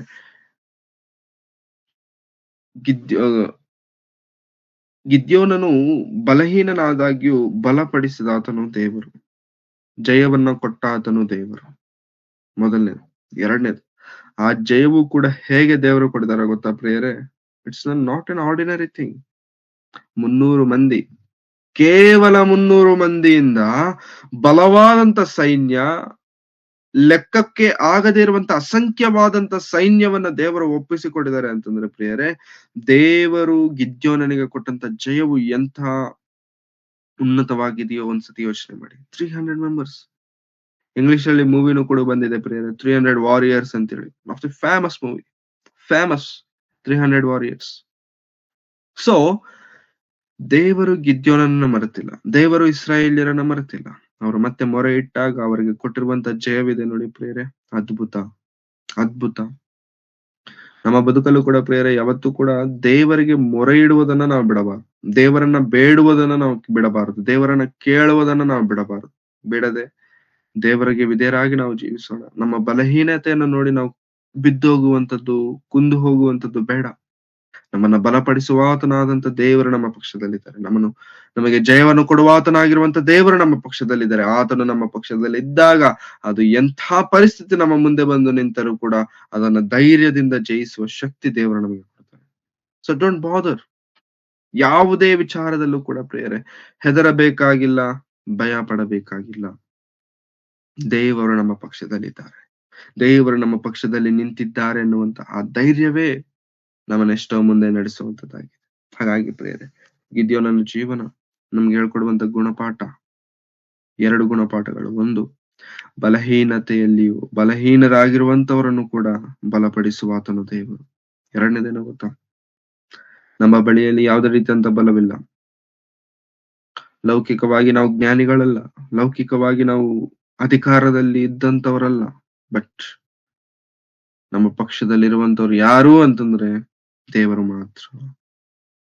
ದೇವರು ಮಾತ್ರ. ದೇವರು ನಮ್ಮ ಪಕ್ಷದಲ್ಲಿದ್ದರೆ ನಮ್ಮನ್ನು ಎದುರಿಸುವವರು ಯಾರು? ಹಾಗಾಗಿ ಗಿದ್ಯೋನನ ಜೀವನದಲ್ಲಿ ದೇವರು ಕೊಟ್ಟಿರುವಂತಹ ಒಂದು ಜಯ, ಇಟ್ಸ್ ಅನ್ ಹಿಸ್ಟಾರಿಕಲ್ ಥಿಂಗ್. ಹಾಗಾಗಿ ನಾವು ಕೂಡ ದೇವರ ಮೇಲೆ ಭರವಸೆ ಇಡೋಣ, ದೇವರ ಮೇಲೆ ನಂಬಿಕೆ ಇಡೋಣ, ದೇವರ ಮೇಲೆ ಆಧಾರವಾಗೋಣ, ದೇವರು ಹೇಳಿದಂತೆ ನಾವು ಮಾಡೋಣ ಪ್ರಿಯರೇ. ದೇವರು ಯಾವತ್ತೂ ಕೈ ಬಿಡುವ ಆತನಲ್ಲ. ನಮ್ಮನ್ನು ನೆನಪಿನಲ್ಲಿಟ್ಟುಕೊಂಡು ತಕ್ಕ ಕಾಲದಲ್ಲಿ ತಕ್ಕ ರೀತಿಯಲ್ಲಿ ಉಪಕಾರವನ್ನ ಮಾಡೋದಕ್ಕೆ ದೇವರು ಶಕ್ತನಾಗಿದೆ. ಹಾಗಾಗಿ ಗಿದ್ಯೋನನ ಬದುಕು ನಮ್ಮೆಲ್ಲರಿಗೂ ಗುಣಪಾಠವಾಗುತ್ತೆ ಅಂತ ನಾನು ನಂಬುತ್ತಾ ನನ್ನ ಮಾತುಗಳನ್ನ ಮುಗಿಸ್ತೇನೆ. ತಲೆಗಳನ್ನು ಬಾಗಿಸಿ ಪ್ರಾರ್ಥನೆ ಮಾಡಿ.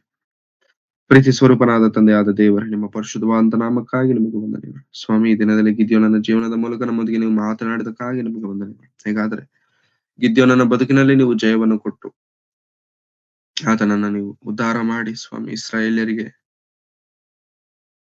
ಸೋಲಿಲ್ಲದೆ ಸ್ವಾಮಿ ಚರಿತ್ರೆಯಲ್ಲಿ ನಿಲ್ಲುವ ರೀತಿಯಲ್ಲಿ 300 ಮಂದಿಯ ಮೂಲಕವಾಗಿ ಅಸಂಖ್ಯವಾಗಿರುವಂತ ಮಿದ್ಯಾನ್ಯರನ್ನು ಅವರ ಕೈಗೆ ಒಪ್ಪಿಸಿಕೊಟ್ಟಿದ್ದೀರೋ, ನಮ್ಮ ಬದುಕುಗಳನ್ನು ಕೂಡ ನಿಮ್ಮ ಕರಗಳಿಗೆ ಒಪ್ಪಿಸಿಕೊಡುತ್ತಿದ್ದೇವೆ. ನಡೆಸಿ ಕರ್ತನೆ, ಬಲಪಡಿಸಿ. ನಮ್ಮ ಆಲೋಚನೆ ನಮ್ಮ ಜ್ಞಾನವಲ್ಲ ಕರ್ತನೆ, ನಿಮ್ಮ ಆಲೋಚನೆ, ನಿಮ್ಮ ಆ ಜ್ಞಾನ, ನಿಮ್ಮ ಚಿತ್ತಕ್ಕೆ ಅನುಗುಣವಾಗಿ ನಮ್ಮೆಲ್ಲರನ್ನು ನಡೆಸಿ. ಇದುವರೆಗೂ ನಡೆಸಿದಂತ ನಿಮ್ಮ ಪ್ರೀತಿ ಕೃಪೆಗಳಿಗಾಗಿ ನಿಮಗೆ ವಂದನೆಗಳು. ಇನ್ನು ಮುಂದೆ ಸ್ವಾಮಿ, ನಮ್ಮಿಂದ ಆಗದೇ ಇರುವಂತದ್ದು ನಮ್ಮ ಮುಂದೆ ನಿಂತಾಗಿ ಸ್ವಾಮಿ, ನಿಮ್ಮ ಮೇಲೆ ಭರವಸೆ ಇಟ್ಟು, ನಿಮ್ಮ ಮೇಲೆ ನಾವು ನಂಬಿಕೆ ಇಟ್ಟು ಮುಂದಕ್ಕೆ ಸಾಗುವಂತ ಬಲ, ಪ್ರೀತಿ, ಶಿಕ್ಷಣೆಯನ್ನು ನಮ್ಮೆಲ್ಲರನ್ನು ನೀವು ತುಂಬಿಸಿ ನಡೆಸಬೇಕೆಂಬುದಾಗಿ ಬೇಡಿಕೊಳ್ಳುತ್ತಾ, ನಮ್ಮನ್ನು ನಾವು ತಗ್ಗಿಸಿಕೊಳ್ಳುತ್ತಾ ನಿಮ್ಮೊಬ್ಬರನ್ನು ಹೆಚ್ಚಿಸುತ್ತಾ, ನಮ್ಮ ಜೀವನದಲ್ಲಿ ನೀವು ಅದ್ಭುತಗಳನ್ನ ಮಾಡಬೇಕೆಂಬುದಾಗಿ ನಿಮ್ಮನ್ನ ಕೇಳಿಕೊಳ್ಳುತ್ತಾ, ಯೇಸು ಕ್ರಿಸ್ತರವರ ಪರಿಶುದ್ಧವಾದ ನಾಮದಲ್ಲಿ ಪ್ರಾರ್ಥಿಸಿ ಬೇಡಿ ಹೊಂದಿದ್ದೇನೆ ತಂದೆಯ ಅಂತ ದೇವರೇ, ಆಮೆನ್. ನಮ್ಮ ತಂದೆಯ ಅಂತ ದೇವರ ಪ್ರೀತಿಯು, ಕರ್ತನಾದ ಯೇಸು ಕ್ರಿಸ್ತರ ಕೃಪೆಯು, ಪವಿತ್ರಾತ್ಮನ ಅನ್ಯೋನ್ಯತೆಯು, ಸಹವಾಸ ಇಂದಿಗೂ ಎಂದಿಗೂ ಸದಾಕಾಲ ಕರ್ತನು ಬರುವ ತನಕ ಸದಾ ನೆಲೆಯಾಗಿರಲಿ ಸ್ವಾಮಿ. ಆಮೇನ್, ಆಮೇನ್. Thank you very much. ಎಲ್ಲರಿಗೂ ವಂದನೆಗಳು.